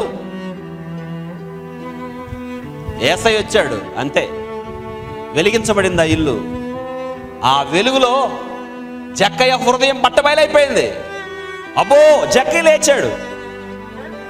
ప్రభువా ఎంత చెప్పాడో. చివరికి అంటాడు, నా ఆస్తి సగం పేదలకు ఇచ్చేస్తా. ఎవరు చెప్పారు జక్కయ్యకి? ప్రభు ఏమని చెప్పాడా? ఒరే జక్కయ్య, నువ్వు అన్యాయం చేసావురా, దుర్మార్గుడు, అక్రమాలు చేసేవాడా, అన్యాయంగా సంపాదించినాడు, ముందు అర్జెంటుగా నీ డబ్బులు ఇచ్చేసాయి అన్నాడా? మరి ఎలా చెప్పాడండి? అదే విచిత్రం. యేసయ్య వస్తే వెలుగు నీ ఇంటికి, యేసయ్యని తీసుకెళ్తే చాలు, చరిత్ర మారిపోతుంది. ఇంకెందుకు ఆలస్యం? యేసయ్యని పిలవండి. ఈరోజు ఎన్ని జీవితంలో సమస్యలతో సతమతమైపోతున్న అనేక మంది జీవితాలకు ఒక జీవిత సూత్రం ఏంటో తెలుసా? నీ జీవితంలో ప్రాముఖ్యమైనది inviting Jesus into your home. యేసును నీ ఇంటికి పిలవడం, మార్త చేసినట్టు చేయడం. యేసయ్యను తన ఇంటికి తీసుకుపోయింది. ఎవరేమనుకుంటే నాకెందుకు, ఎవరిని గుసగుసలాడితే నాకెందుకు, వెలేస్తే ఎలేనియండి, మమ్మల్ని వద్దంటే పోనివ్వండి, డోంట్ కేర్. నువ్వు యేసయ్యని కేర్ చేస్తే నువ్వు ఎవరిని కేర్ చేయాల్సిన అవసరం లేదు. నువ్వు యేసయ్యని లక్ష్య పెడితే ఎవడేమనుకుంటే నీకెందుకు. యేసు వైపు నువ్వు దృష్టి పెడితే ఎవడెవడ ఏమనుకుంటే నీకెందుకు. ఎందుకో తెలుసా? నీ గురించి సాక్ష్యం యేసయ్య ఇవ్వాలి. ఎందుకంటే అల్టిమేట్ అది మనకి కదా. మనం చాలాసార్లు యేసయ్యని వదిలిపెట్టేసి ఎవరేమనుకుంటున్నారు మన గురించి ఎవరే కామెంట్స్ చేస్తున్నారు, మన గురించి ఎవరేమనుకుంటున్నారు మనం వెనక అనుకుంటావా? లేదు లేదు లేదు. నీ గురించి దేవుడు ఏమనుకుంటున్నాడో దాన్ని ఆలోచించు చాలు. మనుషులు ఇష్టమైతే నీ గురించి మంచిగా మాట్లాడతారు, కష్టమైతే నీ గురించి ఎవరు పట్టించుకోరు. మనుషులు లక్ష్య పెట్టేవాడు నువ్వు అనవసరం. మనుషులు ఎందుకు లక్ష్య పెడతావు? మనుషుల మాటలు ఎందుకు లక్ష్య పెడతావు? అందుకే పౌలు అంటాడు, నేను మనుషులను సంతోషపెట్టేవాడిని అయితే ఎప్పటికీ కూడా దేవుని సంతోషపెట్టేవాడను. చాయిస్ నీదే. ఎవరు సంతోష పెడతావు? ఒక్కడనే. మనుషులు అనుకుంటే దేవుడిని నువ్వు ఎప్పుడు సంతోష పెట్టలేవు. అందుకే వీళ్ళ చాయిస్ ఏంటో తెలుసా? మనుషుల్ని వదిలేస్తారు వీళ్ళు. ఎవరిని సంతోష పెట్టడం మొదలు పెట్టేసింది మార్త? దేవుణ్ణి. అందుకే దేవుణ్ణి చేర్చుకుంది. ప్రభువా, ఒక్కసారి ఆలోచించండి. ప్రభు వారికి ఈ పిలుపు ఎలా అనిపించుంటుంది? అయ్యా మా ఇంటికి రా ప్రభు. ఎలా అనిపించుంటుందండి ఈ మాటలు? ఎవరు వద్దంటున్నారు ఆయన్ని, ఎవరు చేర్చుకోవటం లేదుగా. ఈ పిలుపు ఎలా అని ఉంటుంది యేసయ్యకి? ఒకసారి ఆలోచించండి. యేసయ్య స్టేరిగా ఆమెను ఎలా చూస్తుంటాడండి? ఆమె హృదయాంతరంగం నుండి ఆమె ప్రేమ వచ్చేస్తుంది ఆమె. అందుకే నేను జ్ఞాపకం చేస్తున్నాను, అభిమానించి యేసును ఆహ్వానించిన మార్త. రైట్ డౌన్ అనే మాట రాసు. అభిమానం పొంగుకొచ్చింది. యేసును చూచినప్పుడు, యేసు ముఖాన్ని చూచినప్పుడు, యేసు ప్రత్యక్షత నువ్వు కలిగినప్పుడు ఏమవుతుంది? అవును, యేసును చూచినప్పుడంట శిలలాంటి మన హృదయాలు కరగక మాంతయ్యా. అవును కదా, అవును. ఎటువంటి వాడైనా యేసు దగ్గరికి వస్తే కరిగిపోక ఏమవుతాడు? ఆమె అభిమానిస్తుంది యేసుని ఎంతగా తెలుసా? ప్రాణము పోవునంతగా. ఆమెకేం పట్టిందండి? పైగా వాళ్ళు ఏమన్నా ఉన్నవాళ్ళ కాదు. పోనీ వాళ్ళు ఏమన్నా ఉన్నత స్థితి కలిగిన వాళ్ళ కాదు. పోనీ ఆమె ఏమన్నా మగ మనిషి అది కాదు. స్త్రీ బలహీన ఘట్టం. నిజమే చూడండి, యేసు చెంత నిలిచింది ఆమె, యేసు పక్షాన్ని నిలిచింది, యేసును అర్థం చేసుకుంది. ఇంకొక అడుగు ముందుకేసి యేసుని ఎక్కడ తీసుకెళ్తుంది? తన ఇంటికి. అందుకే అభిమానించి యేసును ఆహ్వానించిన మార్త. ఈరోజు అర్థం చేసుకోండి, యేసయ్యని ఆయన ఎక్కడే వదిలిపెట్టి వెళ్ళకండి. నేటి దినాన్ని చాలామంది ఆదివారం ప్రభువుని అనుకుంటాం మనం, ఇక ఎలాగైనా యేసుతోనే బ్రతకాలని. మళ్ళీ వదిలేస్తావు, మళ్ళీ కొద్ది కాలం నీ సొంతగా ప్రయాణం చేస్తావు, నీ సొంతగా బ్రతుకుతావు, నీ సొంత ఆలోచనలతో బయటికి పోతావు. మళ్ళీ గుర్తొచ్చినప్పుడు ప్రభువా నీతో కలిసి నేను సహవాసం చేస్తాను, నా ఇంట్లోనే ఉండంటావు. కానీ కాదు, యేసుని అభిమానించి ఆహ్వానించిన Martha very good important character.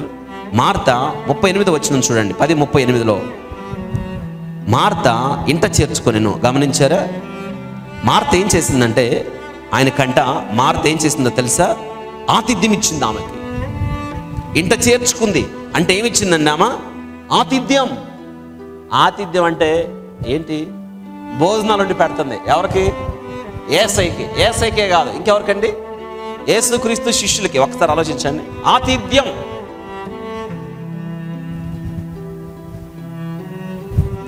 క్రైస్తవ జీవితంలో చాలా గొప్ప పరిచర్య ఏంటో తెలుసా?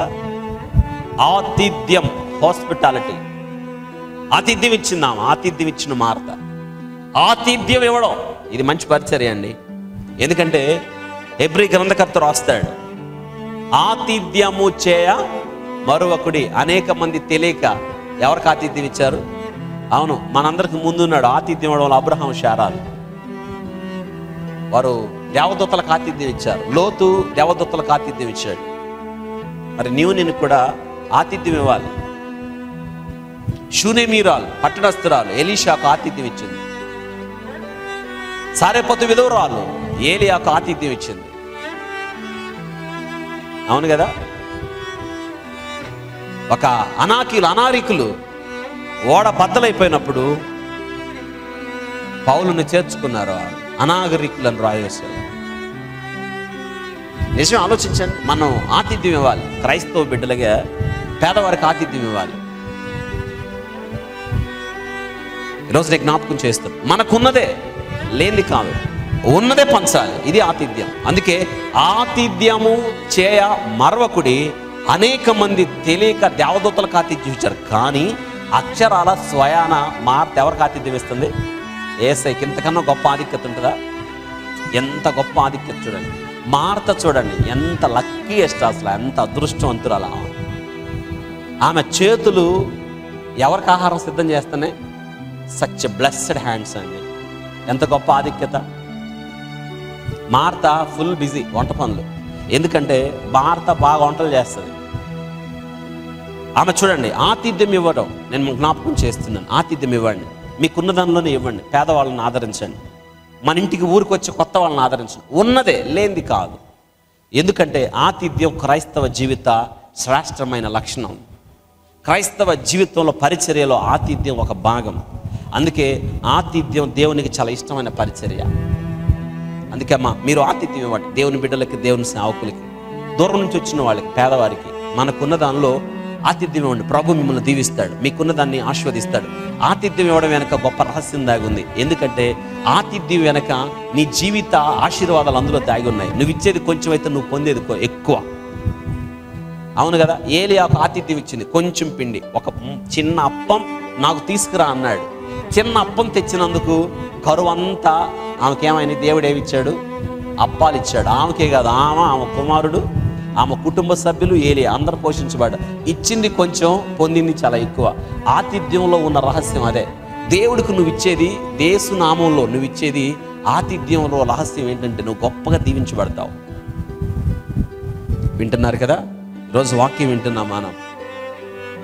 మార్త చూసారా, యేసుకు ఆతిథ్యం ఇచ్చింది. అవును, మంచి క్యారెక్టర్. తర్వాత యేసుకి ఉపచారం చేసిన మార్త. యోహాను సువార్త 12వ అధ్యాయానికి వెళ్దాం. ఇక్కడికి రండి. యోహాను సువార్త 12వ అధ్యాయం 2వ వచనం స్పష్టంగా ఉంది, గమనించండి. మొదటిది కూడా చదువుతాను. కాబట్టి యేసు తన మృతుల నుండి లేచిన లాజరు ఉన్న బేతనీకు పస్కా పండుగకు 6 దినములు ముందుగా వచ్చును. అక్కడ వారు ఆయనకు విందు చేసిరి. మార్త ఉపచారము చేసను. ఏం చేసిందంట మార్త? ఉపచారం అంటే వంట, ప్రభు కొట్టించడం, ప్రభు పరిచర్య చేయడం, ప్రభు కాళ్ళు కడుక్కోవడానికి నీళ్లు పెట్టడం, చేతులు కడుక్కోవడానికి నీళ్లు పెట్టడం, చేయి కడుక్కోవడం, టవల్ అందించడం, ప్లేట్ అందించడం, అన్నం వేసి పెట్టడం, తీయటం. దీనంటే ఏమంటారు?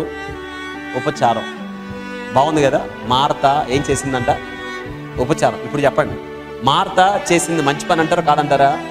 ఇప్పుడు ఆమె కూడా తిన్నగా వచ్చి ప్రభు ఇట్ట అరిచేయడం వచ్చి అడుగు కూర్చుంటే ఉపచారం ఎవరు చేస్తారు? ఎవరు చేస్తారు చెప్పండి? పక్కన వాళ్ళు చేస్తారా ఆ ఇంట్లో? అందుకే నేను జ్ఞాపకం చేస్తాను, మార్త ప్రపంచం, మరి అలాంటి హృదయం. మన ప్రపంచం మార్తే. మార్త ప్రపంచంలో నుంచి బయటికి రాలేం. కానీ మార్త ప్రపంచంలో ఒక గొప్ప ఆధిక్యత. ఎవరు లాంటి హృదయం? మరియ లాంటి హృదయం. మార్త ప్రపంచంలో ఉన్నావుగా, ఏం భయపడకండి. అయితే మరియ లాంటి హృదయాన్ని కలిగి ఉండండి. అంటే మార్త లాంటి ప్రపంచంలో ఉపచారం, మరియ లాంటి ప్రపంచంలో దేవుని వాక్యం వినే హృదయం, ఈ రెండు కావాలి. ఇప్పుడు అర్థమైంది కదా? ఈమె చూడండి, యేసుకి ఆమె ఏం చేసిందంట? ఉపచారం అంటే పరిచర్య చేసింది. ఇంతకు మించి పెద్ద ఉద్యోగం నాకు తెలిసి ఏది లేదు. మీకు తెలిసి ఇంకేమైనా పెద్ద ఉద్యోగాలు మీరు అనుకుంటారు. ఒక మంచి ఇండియన్ అడ్మినిస్ట్రేటివ్ సర్వీస్ కదా, ఐఏఎస్ అంటే టాప్, ఐపీఎస్ అంటే టాప్, ఇంకేం ఉంటాయి. నేనంటాను అది పెద్ద మ్యాటర్ ఏం కాదు. ఐఏఎస్ ఐపీఎస్ కొట్టుకోవడం పెద్ద మ్యాటర్ ఏం కాదు. నువ్వు తిన్నగా కూర్చొని చదివితే చదవచ్చు. ఒకనప్పుడు నాకు ఆశ ఉండేది, సివిల్ సర్వీసెస్కి వెళ్దామన్న ఆశ. పెద్ద విషయం కూడా కాదు, ఎస్పెషల్లీ నా వరకు వస్తే. ఎందుకంటే నేను అన్ని మెరిట్లో ఉండేవాడిని కాబట్టి దేవుడు అటుపోకుండా నా డైరెక్షన్ ఇటు మార్చాడు. ఒక వైద్యుడిగా, ఒక డాక్టర్గా ఉన్నత స్థితిలోకి వెళ్ళడానికి దేవుడు, ఈ పరీక్ష చేయడానికి దేవుడు ఇటు తీసుకొచ్చాడు. అటు వెళ్దాం అనుకున్నాను నేను. వైద్య శాస్త్రం మేము చదివే పుస్తకాల్లో అవి పెద్ద మ్యాటరే కాదు. మేము చదివే ఆ సిలబస్ను పూర్తి చేసే సిలబస్లో ఈ ఐఏఎస్ ఐపీఎస్ చదవడం పెద్ద విషయం కాదనిపించింది ఆ తర్వాత. కానీ దేవుడు అటు వెళ్ళనివ్వలేదు, ఎందుకంటే ఆయనకి ఇష్టం లేదు. ఎందుకంటే నా ఇష్టం కాదు జరగాలి నా జీవితంలో, దేవుని ఇష్టం జరగాలి. నీ జీవితంలో కూడా అంతే. నీ జీవితంలో నీ ఇష్టంగా జరగాలి. ఎందుకంటే ఈ జీవితం నువ్వు కోరుకుంటే రాలా, ఇది దేవుడు ఇచ్చాడు నీకు ఈ జీవితం. అమ్మ ఒక మాట చెప్పింది, నీవు ఒక గొప్ప అధికారం అయితే ఏమవుతావంటే నీవు you should go to the people, నువ్వు ప్రజల దగ్గరకు పోవాలి. కానీ if you are a doctor, people come to you. Such a great privilege to be a Christian doctor. ఒక క్రైస్తవరే నా మాట విను, నువ్వు బైపీసీ తీసుకో, ఎంపీసీ అప్లై చేసి వచ్చా, ఎంపీసీ చేరదాం, ఇంజనీరింగ్ చదువుకుని సివిల్స్ పోదామని మా అమ్మ కూర్చోబెట్టి చెప్పింది. బలవంతం లేదు చదువులో, ఇదిరా నా ఉద్దేశం. నేను బైపీసీ స్టూడెంట్ని, మా అమ్మ చెప్పింది. నేను కాలేకపోయా, ఆ పరిస్థితులు మాకు అనుకూలంగా లేవు. నిన్ను చదివించడానికి మేము ఉన్నాం, ప్రార్థన చేయడానికి నీ వెనక సంఘం ఉంది, నువ్వు బాగా చదువుతావు, నీకు చాలా తేలికరా, మెడిసిన్ సీట్ వస్తుందిరా, నువ్వు చదవగలవు, నువ్వు డాక్టర్ అయితే సేవ బాగా జరిగిద్దిరా, నా మాట విను. నా వల్ల కాదు నేను చదవనన్నా, నాకు అసలు ఇష్టమే లేదు. కానీ మా అమ్మ గీతకి ఇస్తే గీతే, వెనక ముందు ఆలోచించను. ఎందుకంటే అంతే, చిన్నప్పటి నుంచి అంతే, రెండు ఆలోచన లేదు. అప్పుడు మారాన్ చేసా, మధ్యాహ్నానికి నిర్ణయం మార్చేసుకున్నా. నిన్న అప్లై చేసి వచ్చా, మళ్ళీ ఇంకొక అప్లికేషన్ తెచ్చుకొని పెట్టేశా. అయితే మళ్ళీ ముందు ఎంపీసీ అప్లై చేశాను, తర్వాత బైపీసీ అప్లై చేశాను. ముందు కార్డు వచ్చింది, ఏంటంటే ఎంపీసీ వచ్చి జాయిన్ అవ్వాలి. ఇప్పుడు ఎట్లుంటుంది నాకు మళ్ళీ? No, if you are a doctor, people come to you, నీ దగ్గరికి ప్రజలు వస్తారు. Then you can preach gospel, you can introduce God, దేవుని పరిచయం చేయి, you can connect God with people. The best profession ఏంటో తెలుసా? క్రైస్తవ వైద్యుడు. ఇంతకు మించింది ఏది లేదురా. పరిచర్య, ఉపచారాన్ని మించింది ఈ ప్రపంచంలో. More than IAS, more than IPS, more than anything else. ఏదైనా కానీ ఉపచారం, పరిచర్య, to serve God, the best profession in your life. నీ జీవితంలో ఆ ఆధిక్యత నీ ముందుంది. నేటి దినాన ఎక్స్టెండ్ యువర్ బౌండరీస్. ప్రభు సేవ చేయండి, ఉపచారం చేయండి, సంఘంలో పరిచర్య చేయండి. సంఘంలో పరిచర్య, జీవితంలో దేవునికి చేసిన పరిచర్య, నీ జీవితంలో నీ ఎంట వచ్చేది పరిచర్య. ఏది రాదు ఎంతకు మించి. నీ డిగ్రీలు, నీ ఆస్తులు, నీ అంతస్తులు, నీ పేరు ప్రఖ్యాతులు ఏవి నీ ఎంట రావు. కానీ service what you have extended, నువ్వు ఏదైతే చేసావో అకంపెనింగ్ నీతో వస్తుంది. అది మార్త చూసారా, యేసుకి ఏం చేసిందామా? ఉపచారం. యేసు పరిచర్య చేసిందన్నామా? ఎంత గొప్ప డిగ్రీ. ఇప్పుడు మార్త డిగ్రీ ఏంటి? యేసుకి ఏం చేసింది?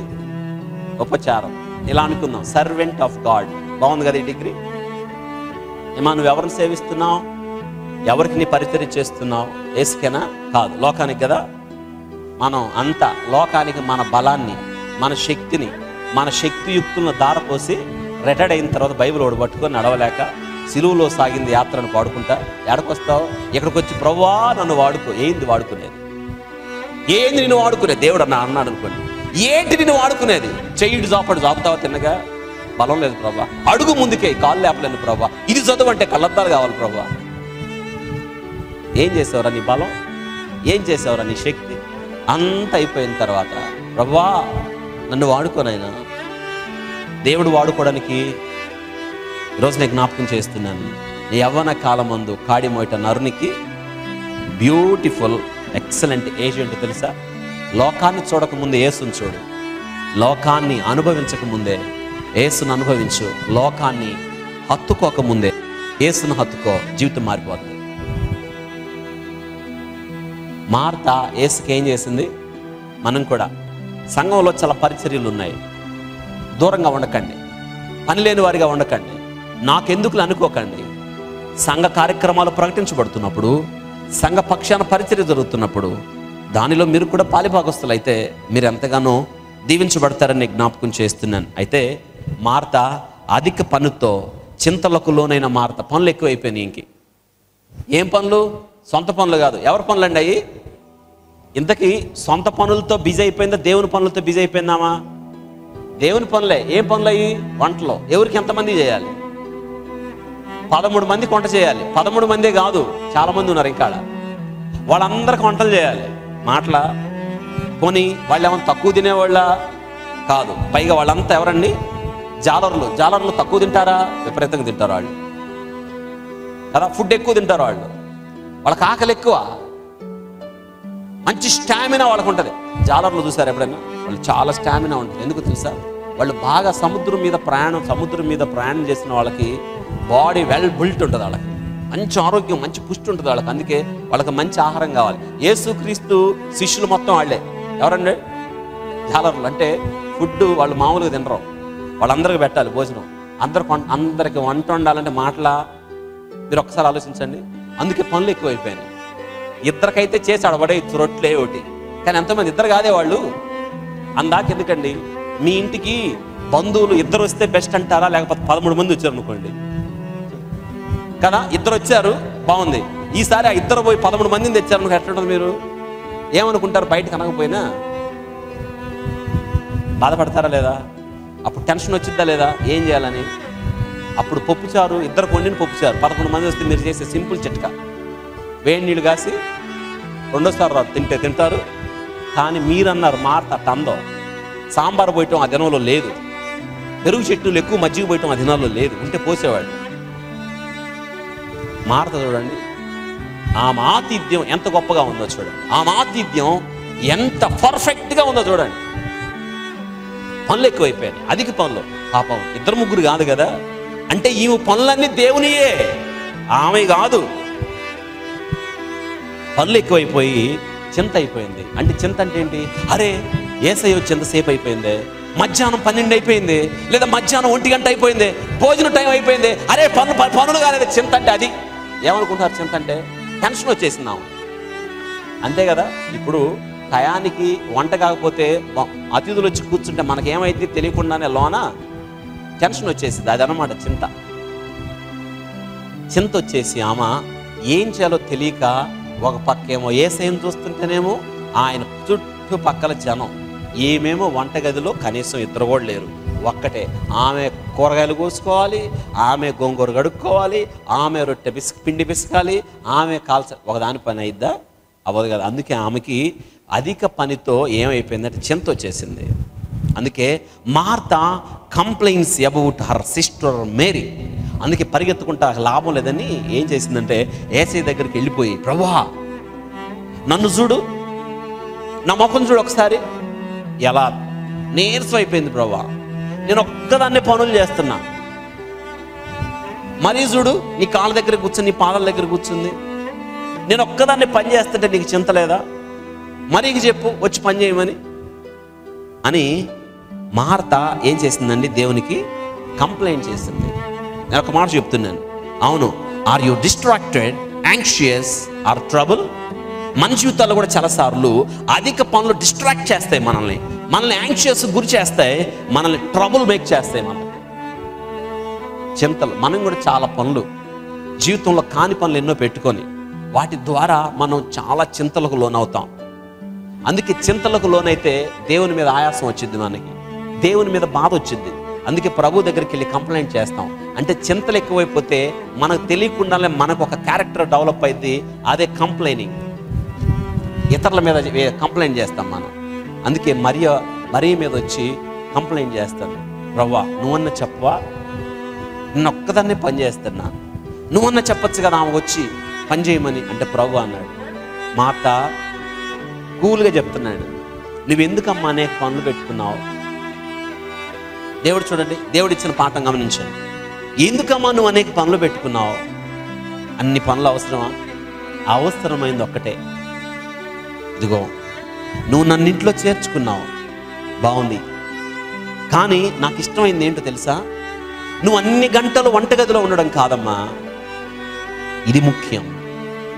నీ వంటలు ఈ లోకానికే, ఈ శరీరంలోకే కానీ వంటలు, కానీ నేనిచ్చు ఈ ఆహారం ఈ లోకం మట్టికే కాదు, పరలోకం మట్టికి. మనుషుడు రొట్టె వలన మాత్రమే కాదు, కానీ దేవుని నోట నుండి వచ్చు ప్రతి మాట. నువ్వు వంటగదిలో పరిమితం అయిపోతే ఈ వాక్యం ఎప్పుడు వింటావు? అంటే దేవుడి ఉద్దేశం ఏంటంటే, నువ్వు అనేక పనులు పెట్టుకున్నావు, కొన్ని పనులు పెట్టుకో, నువ్వు చేయగలిగినంత మట్టికే పెట్టుకో. మేము వచ్చామని 10 కూరలు వండక 20 కూరలు ఏమి వండనవసరం లేదు. మేము వచ్చామని నువ్వు సమయం అంతా కూడా అక్కడే గడపడం వీల్లేదు. నువ్వు కూర్చొని వాక్యం వినాలి. నువ్వు ఇంకా మార్తా ప్రపంచంలో ఉంటే ఎలాగా? నువ్వు అనేకమైన పనులు పెట్టుకుంటే ఎలాగా? అనేకమైన పనులు భారంతో నలిగిపోతే ఎలాగా? మరి ఇక్కడ ఎప్పుడు కూర్చుంటావు? నేటి దినాన మనం కూడా మన జీవితాలు ఎలా ఉండిపోయినాయి అంటే, ఎటు చూసినా బిజీ, టైం లేదు. ఏంటంటే టైం లేదు అంటే మార్తా ప్రపంచంలో ఉన్నావు. ఉదయం లేచిన దగ్గర నుంచి పరిగెత్తడం, అన్ని పరిగెత్తటమే. కనీసం తిన్నగా కాసేపు కూర్చొని ప్రశాంతంగా భోజనం చేసే టైం కూడా లేదు. పరిగెత్తడం. హడావుడిగా సాయంత్రం వస్తావు. కనీసం ప్రభు పాదాల దగ్గర మరి కూర్చున్నట్టుగా ఆయన పాదాల దగ్గర కూర్చునే సమయం నీకు లేదు. మరి మార్త ప్రపంచంలో ఉన్న నీకు మరి అలాంటి హృదయం వద్దా? కావాలి కదా. ఆలోచించండి ఒకసారి. ప్రభు అందుకే అన్నాడు, అనేకమైన పనులు ఎందుకమ్మా, విస్తారమైన పనులు ఎందుకు పెట్టుకున్నావు? అవసరం ఏంటో తెలుసు కదా, ఇది అవసరం. ఈరోజు గమనించండి వాక్య భాగంలో. ఈరోజు నువ్వు కూడా మార్త ప్రపంచంలో ఉన్నావేమో. ఇంకెంతకాలం ఉంటావు మార్త ప్రపంచంలో? ఎంతకాలం అధికమైన పనులు పెట్టుకొని దేవుని దగ్గరికి రాకుండా, అధికమైన పనులు పెట్టుకొని పని భారంతో, ఒత్తిడితో సతమతం అయిపోతూ, నలిగిపోతూ, జీవితాన్ని అధ్వానం చేసుకొని, దేవుని వాక్యం వినే శ్రేష్టమైన సమయాన్ని పోగొట్టుకొని, మరి అలాంటి హృదయం లేకుండా ఎంతకాలం జీవిస్తావు? ఎంతకాలం బ్రతుకుతావు? ఎంతకాలం దూరంగా ఉంటావు? ఎంతకాలం చింతలతో నలిగిపోతావు? ఎంతకాలం జీవిత సమస్యలకు పరిష్కారం కనుగొనకుండా చింతల్లో మునిగిపోతావు? నీ చింత యావత్తు నా మీద వేయి, ప్రభు అంటున్నాడు. రా, మరియలాగా ప్రభు పాదాల దగ్గర కూర్చొని ప్రభు అంటున్నాడు. అవును, దేవుడు అందుకే ఏమంటున్నాడంటే, you are worried and upset about many things. నువ్వు వర్రీ అవుతున్నావు, అప్సెట్ అవుతున్నావు చాలా పనులు పెట్టుకొని. But only one thing is needed. ఒకే ఒకటి అవసరం. ఏంటో తెలుసా? మార్తా, నీ ప్రపంచం నుంచి బయటికి రా, నా పాదాల దగ్గర కూర్చో. అవును, ఆధ్యాత్మికలోనికి నడిపించబడిన మార్త. దేవుడు మార్తను మార్త ప్రపంచంలో నుండి ఎక్కడ నడిపిస్తున్నాడండి? మరియ ప్రపంచంలోనికి, మరియ హృదయంలోకి నడిపిస్తున్నాడు. అవును, లూకా సువార్త 10:41-42 అంటున్నాడు, అవసరమైంది ఒకటే, మరియా ఉత్తమమైంది అనుకో. So much to do, but what's most important? So much to do నిజమే, చాలా ఉన్నాయి పనులు చేయడానికి, కానీ వాటిల్లో ఉత్తమమైనది వన్ థింగ్ ఈజ్ నీడ్ఫుల్. అవును, ఒకే ఒక్కటి అవసరం. Mary has made the good portion. మరియా ఉత్తమమైంది ఎన్నుకుంది, and it will not be taken away from her. అది ఆమె యొద్ద నుండి తీసివేయబడదు. అవును కదా, దేవుడు చక్కని పాఠం చెప్పాడు. ఈరోజు నీ జ్ఞాపకం చేస్తున్నాను, ఇంకెవరైనా మార్త ప్రపంచంలో ఉండి అక్కడే ఉండాలనుకుంటే కాదు కాదు కాదు. మార్త ప్రపంచంలో అవసరమైన పనులు పెట్టుకోవాలి, అన్నీ కాదు. అక్కడి నుండి మరియ హృదయంలోకి రావాలి, ప్రభు పాదాల దగ్గరికి రావాలి, ఆయన వాక్యం నేర్చుకోవాలి. అవును, యేసు అభిమానం పొందిన మార్త. యోహాను సువార్త 11:5 ఈ మాటలు గమనించండి. యోహాను సువార్త 11:5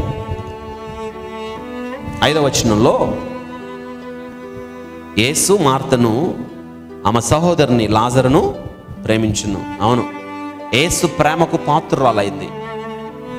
అందుకే నేను జ్ఞాపకం చేస్తున్నాను, యేసు అభిమానం పొందిన మార్త. అంటే మార్తను యేసయ్య ఏం చేశాడు? ప్రేమించును. అవును, మార్తను ప్రేమించాడు, మరియను ప్రేమించాడు.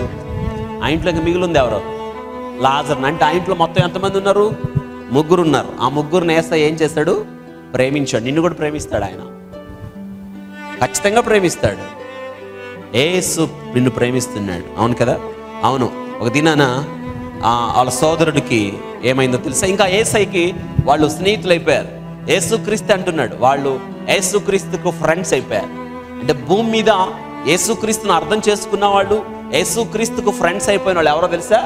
మరియా, మార్త, లాజర్లు. ఎవరంట యేసయ్యకి ఫ్రెండ్స్, వాళ్ళు స్నేహితులు. ఒక దినాన యేసుక్రీస్తు వారు తరచుగా ఆ ఇంటికి వచ్చేవాడు. ఇంకా ఆ సమయంలో ఆ దారిలో వచ్చినప్పుడల్లా యేసయ్యకి ఆ ఇల్లు గుర్తు, ఆ ఇంటికి వెళ్తూ ఉండేవాడు. ఇక బాగా క్లోజ్ అయిపోయారు వాళ్ళు. ఇక యేసయ్యకి చాలా దగ్గర స్నేహితులు అయిపోయారు. యేసయ్య హృదయానికి చాలా దగ్గర అయిపోయారు. వారు కూడా యేసయ్యని ఎట్లా చూసుకున్నారో ఈ వాక్యంలో మనకు అర్థం అవుతుంది కదా. ఇప్పుడు మార్త, యేసయ్య ఇప్పుడు మరియ మీద కదా కోపం, అవునా కదా? మార్త కోపం ఎవరి మీద? మరియ మీద. ఆ కోపం ఎవరి మీద రుద్దింది? యేసయ్య మీద. ఎప్పుడు చేస్తాం? ఒక వ్యక్తి మన హృదయానికి చాలా దగ్గరైనప్పుడు, లేదా ఒక వ్యక్తితో చనువు పెరిగినప్పుడు అలా చేస్తాం. అంటే యేసయ్యకి వాళ్ళకి చాలా దగ్గర అయిపోయినట్టు మనకు అర్థం అవుతుంది కదా. అవును, ఇప్పుడు ఒక దినాన ఏమైంది? లాజర్కి మరణకరమైన రోగం వచ్చింది. వెంటనే వీళ్ళు ఏం చేస్తారంటే, మరి అన్నీ చేస్తుంటారుగా ప్రయత్నాలు, అల్లా ఏది పని జరగలే. ఇప్పుడు ఈ సమయం ముందు వీరు యేసయ్య కబురు చేశారు. దూరంలో ఉన్నాడు యేసుక్రీస్తు వారు. అవును, ఆపదలో యేసు వైపు చూచిన మార్త. రైట్ డౌన్ ఈ మాట రాసుకోండి. ఆపదలో యేసు వైపు చూచింది. ఒక ఆపద వచ్చింది ఆ ఇంటికి. వాళ్ళ సోదరుడు ఎలా అయిపోయాడంటే రోగగ్రస్తుడు అయిపోయాడు, బాగా అవటల్లా. అన్ని ప్రయత్నాలు అయిపోయాయి. ఇంకా యేసయ్య కబురు చేశారు. ఏమన్నా తెలుసా? ఇదిగో ప్రభువా, నువ్వు ప్రేమించువాడు రోగి అయి ఉన్నాడు నాయన. అవును, నువ్వు ప్రేమించువాడు రోగి అయి ఉన్నాడు, నువ్వు తొందరగా వచ్చి బాగు చేయి ప్రభువా అని కబురు చేశారు. కానీ యేసయ్య దగ్గరికి కబురు వెళ్ళింది, కానీ ఆయన రాలా. ఆయన ఉన్న చోటన ఇంకా 2 రోజులు ఉన్నాడు. ఈ లోపు లాజరు ఏమయ్యాడు? చచ్చిపోయాడు. సమాధి చేసేసారు. 4 రోజులు అయిపోయింది. ఇప్పుడు 4 రోజుల తర్వాత యేసయ్య ఎక్కడుండి అన్నాడు, పదండి పోదాం, ఇప్పుడు వెళ్దాం, పదండి బేతనీకి పోదాం. మన స్నేహితుడైన లాజరు ఏం చేస్తున్నాడు? నిద్రపోతున్నాడు అన్నాడు. పాపం వీళ్ళు ఎంత ఎదురు చూస్తుంటారు కబురు చేసినప్పుడు. వీళ్ళు ఏమనుకొని ఉంటారండి? యేసయ్య వస్తాడనుకొని ఉంటారా, రాడనుకుంటారా? 100% ఎట్లయినా యేసయ్య ఖచ్చితంగా వచ్చి తీరతాడు, నా తమ్ముడు బ్రతుకుతాడు. ఎదురు చూశారు. నేను అంటాను, ఆ తోవలోనే ఉండుంటాయి యేసయ్య వస్తాడని. కానీ ఆయన రాలేదు. చివరికి లాజరు ఏమైపోయాడండి? చనిపోయాడు. ఎట్లా ఉండుంటుందండి? మీరు ఒకసారి ఆలోచించండి. ఈ సమయంలో మీరైతే ఎలా ఉండుంటుంది మీకు? చాలా ఆతిథ్యం ఇచ్చారుగా యేసయ్యకి. ఎవరు చేర్చుకోకపోతే యేసయ్యని చేర్చుకున్నారుగా. ఎవరు తలుపులు తెరవకపోతే యేసయ్యకి తలుపులు తెరిచారుగా. ఎవరు ఆదరించకపోతే యేసయ్యని ఆదరించారుగా. ఎవరు హక్కును చేర్చుకోకపోతే యేసయ్యని హక్కును చేర్చుకున్నారుగా. యేసయ్యని ఎవరు అర్థం చేసుకోకపోతే వీళ్ళు అర్థం చేసుకున్నారుగా. మరి అలాంటప్పుడు వీళ్ళ అవసరంలో యేసయ్య రాలేదు కదా. ఆ టైంలో ఏమనిపించుంటుంది? మీకైతే ఏమనిపిస్తుంది? చాలా బాధపడతాం కదా, మనసు చాలా కష్టం అవుతుంది కదా. ఎన్ని మాటలు అనుకుంటాం అనవసరంగా, ఎవరు చేర్చుకోకపోతే మనం చేర్చుకున్నాం, కనీసం అవసరానికి రాలేదు ఆయన. ఇంకెన్ని అనుకుంటామో. అవును, చాలాసార్లు మనం కూడా ఇలాగే మాట్లాడుకుంటాం. యేసయ్యను చాలాసార్లు మనం అపార్థం చేసుకుంటాం. నీ ప్రార్థనకు జవాబు ఇవ్వలేదనో, నువ్వు అనుకున్నది జరగలేదనో, నువ్వు ప్రార్థన చేసింది దేవుడు ఉన్నదన్నట్టుగా ఇవ్వలేదనో, నువ్వు ప్రార్థన చేసిన సమయానికి ఆయన ద్వారం తెరవలేదనో, చాలాసార్లు మనం కూడా ఇలాగే యేసయ్యను అపార్థం చేసుకుంటాం. ప్రార్థన చేయడం మానేస్తాం, దేవుని మీద అలుగుతాం, దూరంగా వెళ్ళిపోతాం, ప్రార్థనకు రావడం మానేస్తాం. కాదు కాదు కాదు కాదు, అర్థం చేసుకోవాలి. ఎందుకో తెలుసా? ఆయన నీకంటే ఘనుడు, అగమ్య గోచరాలు ఆయన కార్యాలు. నీ తలంపులకి నా తలంపులు ఆకాశానికి భూమికి ఎంత ఎత్తుందో అంత ఎత్తు అంటున్నాడు దేవుడు. మనకేం అర్థం అవుతాడు ఆయన? అర్థం కానంత మాత్రాన దేవుని నువ్వు అపార్థం చేసుకోవడానికి వీల్లేదు. నాకు చాలా ఆశ్చర్యకరమైన విషయం ఏంటంటే, యేసయ్య నీళ్ళు ఒక్క మాట కూడా అనలా. బయట వాళ్ళు ఎన్ని మాటలు అన్నా కానీ వీళ్ళు మట్టికి ఒక్క మాట అనలేదంటే అర్థం ఏంటి? యేసయ్యని బాగా అర్థం చేసుకున్నారు. అది నేను జ్ఞాపకం చేస్తున్నాను. ఎందుకు యేసయ్యని అర్థం చేసుకున్నారంటే, యేసయ్య వాళ్ళతో ఉన్నాడు కాబట్టి అర్థమయ్యాడు బాగా వాళ్ళకి. యేసుతో సాంగత్యం చేస్తే యేసయ్య నీకు అర్థం అవుతాడు. యేసుతో సహవాసం చేస్తే యేసయ్య నీకు అర్థం అవుతాడు. యేసుక్రీస్తుకు దూరంగా ఉంటే నీకు అర్థం కాడు ఆయన. 4వ రోజు ప్రభు వస్తున్నాడు. అవును, యేసును ఎదుర్కొన్న మార్త కబురు వెళ్ళిపోయింది. యేసయ్య వస్తున్నాడు, యేసయ్య వస్తున్నాడు. ఎన్ని రోజులైంది? ఇప్పుడు లాజరు చచ్చిపోయి 4 రోజులు అయిపోయింది. 4 రోజులు పరిస్థితి ఎట్లుంటుంది? ఇంకేం నేను చెప్పడానికి వీలేముంది? దేహం పాడైపోద్ది. మార్త అంటుంది వాసన పడతాడని. అవును, యేసును ఎదుర్కోవడానికి వెళుతుంది మార్త.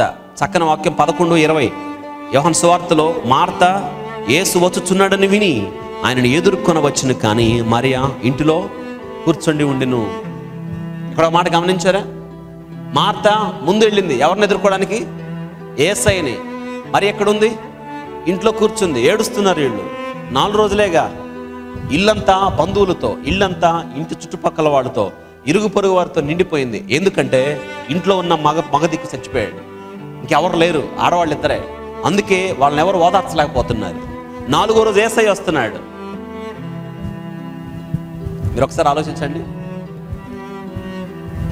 మార్త యేసయ్యని ఎదుర్కోవడానికి వెళ్ళింది. మరి ఎక్కడుంది? మరి ఎక్కడుంది? మరి ఎక్కడుందండి? ఇంట్లో ఉంది. ఇప్పుడు చెప్పండి సార్ జాగ్రత్తగా. వీళ్ళిద్దరిలో ఎదుర్కోవడానికి వెళ్ళాల్సింది ఎవరు? మరియా. ఎందుకు? మరియా వాక్యం ప్రతిసారి కూడా వీళ్ళిద్దరిలో వాక్యం ఏంది? ఎవరు? మరియా. ప్రభు పాదాల దగ్గర కూర్చుంది ఎవరు? మరియా. మన లెక్కలో ప్రభువుకు దగ్గరగా ఉంది ఎవరు? మరియా. ప్రభు దగ్గరగా ప్రభు వాక్యాన్ని సంపూర్తిగా విందెవరు? మరియా. కాబట్టి ప్రభు వస్తున్నాడు కానీ ముందు ఎవరు పరిగెత్తాలి? కానీ పరిగెత్తింది ఎవరు? దీన్ని బట్టి మీకు అర్థమవుతుంది చేతల మనిషి. పరిగెత్తుకుంటా వెళ్ళింది. ఎందుకు? తిట్టడానికే కాదు, గొడవ పెట్టుకోవడానికే కాదు, నీకు ఆతిథ్యం ఇవ్వడం అనవసరం చెప్పడానికే కాదు, మేము ఇంత బాధపడుతుంటే నువ్వు ఏడున్నావు నిలదీయటానికే కానే కాదు. గౌరవంగా ముందుకెళ్ళింది. యేసును ఆహ్వానించడానికి వెళ్ళింది. మేలు చేయకముందు ఎలా ప్రభువును ఆహ్వానించిందో, మేలు పొందకపోయిన ప్రభువుని ఏం చేస్తుంది? ఆహ్వానిస్తుంది. నిజమే అండి, నేను అంటాను. మార్త చాలా గొప్ప ఆమె. అవును, యేసును ఎదుర్కోవడానికి వెళ్ళి ఆమె ఏమంటుందో తెలుసా? ప్రభువా, నీవిక్కడ ఉండుంటే నా తమ్ముడు బాగుండేవాడు, ప్రభువా స్వస్థపరచబడేవాడు నా తమ్ముడు. ఏడుస్తుందామా? మార్తను గమనించండి ఒకసారి. వాస్తవంగా మనం ఏమనేవాళ్ళం? ప్రభువా నువ్వు వస్తా, మా పరువు పోయింది నాయన, ఎవరు చేర్చుకుపోతే మేము చేర్చుకున్నాగా, నేను మా పరువు ఏమి నిలబెట్టావు, మేమిచ్చిన ఆతిథ్యం ఏమైందయా, మా ప్రేమను మర్చిపోయావు, ఏ ముఖం పెట్టుకొని వస్తున్నావు అందా? అలా మనమైతే ఎన్నంటాం అనకుండా ఆమంటది, అయ్యా నువ్వు ఇక్కడ ఉండుంటే నా సోదరుడు నువ్వు రాలేకపోయావు ప్రభువా. అంటే ప్రభు అంటున్నాడు, మార్త నువ్వు నమ్మితే దేవుని మహిమను చూస్తావు, నీ తమ్ముడు లేస్తాడు అన్నప్పుడు ఆమంటది, అవును పునరుత్థానమందు, అంత్య దినమందు పునరుత్థానం నందు లేస్తాడు. అందుకే నేను జ్ఞాపకం చేస్తాను, పునరుత్థాన జ్ఞానము కలిగిన మార్త. రైట్ డౌన్ మాట రాసుకోండి మీ నోట్స్లో. పునరుత్థాన జ్ఞానము కలిగిన మార్త. ఏంటంట? ఎప్పుడు లేస్తాడని తెలుసంట వాడు సోదరుడు? పునరుత్థానం అంటే ఏంటి? పునరుత్థానం ఒకటి ఉందని, మృతులైన వారు తిరిగి లేస్తారన్న విషయం ఎవరో తెలుసు. అంటే ఈమె వంటగదిలో ఎవరు చెప్పారు? ఈమెకి యేసయ్య చెప్పాడు. యాడ్ నుంచి ఉంటుంది? వంటగదిలో నుంచి. అంటే వంటగదిలో ఆమె చెవులు కూడా పనిచేస్తున్నాయి కదా. అంటే పునరుత్థాన జ్ఞానం అమంటది అంత్య దినమున పునరుత్థానమందు లేచునని. మీరు అర్థమైందా? అవును, అంతే. ఆమె పునరుత్థాన జ్ఞానం ఉంది. అంటే మార్త దేవుని యొక్క వాక్యపు జ్ఞానం కూడా ఉంది. అవును, మార్త చూడండి, మార్త యేసును దైవ కుమారుడిగా గుర్తించిన మార్త. 27వ వచనం చూడండి. ఆమె ఎందుకు యేసును చేర్చుకుందో స్పష్టంగా 11వ అధ్యాయం ఆమె స్టేట్మెంట్ ఏమంటుందో చూడండి. ఆమె యేసయ్యను గురించి ఇస్తున్న స్టేట్మెంట్ చాలా బ్యూటిఫుల్ స్టేట్మెంట్. ఇక్కడ 11వ అధ్యాయం 27వ వచనం ఏమంటుందో చూడండి. ఆమె అవును ప్రభువా, నీవు లోకమునకు రావలసిన దేవుని కుమారుడు అయిన క్రీస్తునని నమ్ముచున్నాను. ఎవరంట? లోకానికి రావాల్సిన దేవుని కుమారుడైన క్రీస్తుని నమ్ముచున్నాను. ఎంతగా అవగాహన అండి. ఆయన క్రీస్తు అంటే ఎవరన్నా ఒప్పుకున్నారు? ఆ టైంలో ఎవరు ఒప్పుకోవాలి? ఈ ఒప్పుకుంది, నమ్ముతున్నాను నేను, అందుకే యేసయ్య ఇంట్లో చేర్చుకుంది. అంటే యేసును దైవ కుమారునిగా గ్రహించిన మార్త. యేసుక్రీస్తు వారు ఇప్పుడు కబురు పెట్టాడు, ఆమెను కూడా పిలవండి మరి అని. అప్పుడు దాకా ఇంట్లో కూర్చుందామా? ఇప్పుడు మరీ కూడా పరిగెత్తుకొని వస్తుంది, ఏడ్చుకుంటా పరిగెత్తుకుంటా వస్తుందామా. ఇప్పుడు యేసుక్రీస్తు మరియా సమాధి దగ్గరికి వెళ్తే మార్త అంటుంది, అయ్యా వద్దయ్యా, 4 రోజులు అయిపోయింది. ప్రభు అంటున్నాడు, నీవు నమ్మితే దేవుని మహిమను చూస్తావు. వారిద్దరు ఏడుస్తున్నారు సమాధి దగ్గర, మార్త మరియా. బైబిల్ గ్రంథం అద్భుతంగా రాయబడింది, యేసు కన్నీరు విడిచెను. అవును, యేసు ఓదార్పు పొందిన మార్త యేసయ్య వాళ్ళని ఓదార్చాడు. యేసు ఓదార్పు పొందిండ్రు. గమనించారా? ఏదార్చాడండి ఆయన.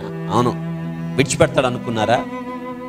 యేసు క్రీస్తుకి నువ్వు చేసిన పరిచర్య మర్చిపోతాడు అనుకున్నారా? మర్చిపోడు. నువ్వు చేసిన ఉపచారం మర్చిపోతాడు అనుకున్నారా? మర్చిపోడు. ఆయన ఉపచారం చేసిన ఆయన అన్యాయస్తుడైన దేవుడు కాదు, ఓదార్పు ఇస్తాడు ఆయన. వాళ్ళని ఓదార్చాడు. వాళ్ళు ఏడుస్తుంటే ఈయన కూడా ఏం చేశాడు? యేసు కన్నీరు విడిచెను, యేసు కన్నీరు విడిచెను. మార్త చూడండి, మార్త కన్నీటిని తుడిచాడు, మరి కన్నీటిని తుడిచాడు. అవును, వాళ్ళని విడిచిపెట్టాడు అనుకున్నారేమో, విడిచిపెట్టలేదు. ఆయన వచ్చాడు వాళ్ళ దగ్గరికి. ప్రభు అంటాడు, మిమ్మల్ని అనాథలుగా నేను విడువను. లాజరు బయటికి రా. ఊరంతా వచ్చారు అక్కడికి. ఈయన లేపుతాడా? గుంటోళ్ళని లేపాడు, బాగుంది. గుడ్డోళ్ళకి కళ్ళు ఇచ్చాడు, చెవిటోళ్ళని బాగు చేశాడు, చచ్చిపోయిన వాళ్ళని లేపాడు. ఇదేంటి చచ్చిన వాళ్ళని లేపుతానంటున్నాడు ఈయన? చూద్దాం రండి. ఊరంతా వచ్చేస్తారు ఆడికి. ఎందుకంటే ఇంతకుముందు ఎవరు లేపలా ఆయన చనిపోయిన వాళ్ళని. కొంతమంది లేపుతారని, కొంతమంది లేపడని, అన్ని చేస్తున్నాడు, ఇది కూడా చేస్తాడని మరికొద్ది మంది, ఏమో వెళ్తే కానీ తెలియదని మరికొద్ది మంది. మొత్తానికి వచ్చారు. యేసుక్రీస్తు వారు లాజరు బయటికి రా అన్నాడు. అంతే. లాజరు ఎలా వచ్చాడండి? బయటకు వచ్చేసాడు.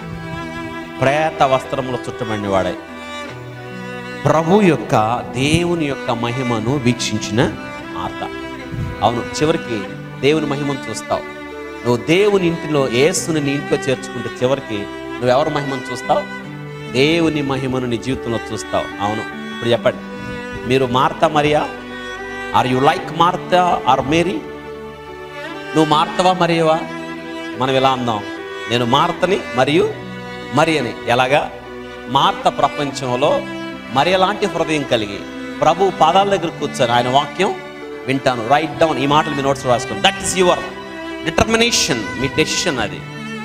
Are you like Martha or Mary? నువ్వు మార్తవా మరియవా? ఎస్, నేను మార్తను మరియను.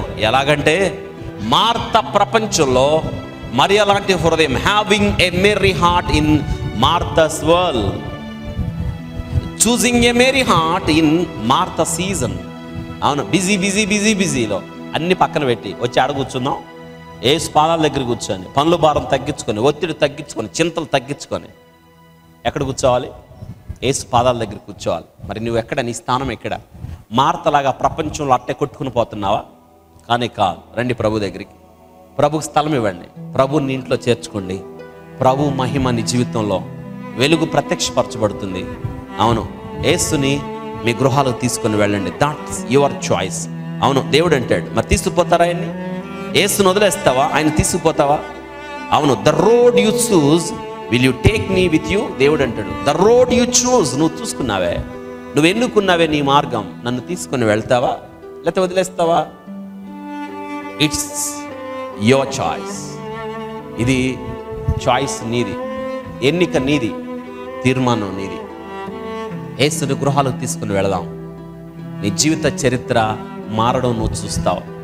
మార్త చివరికి దేవుని మహిమను చూడగలిగింది. నీవు కూడా దేవుని మహిమను నీ కళ్ళతో చూస్తావు.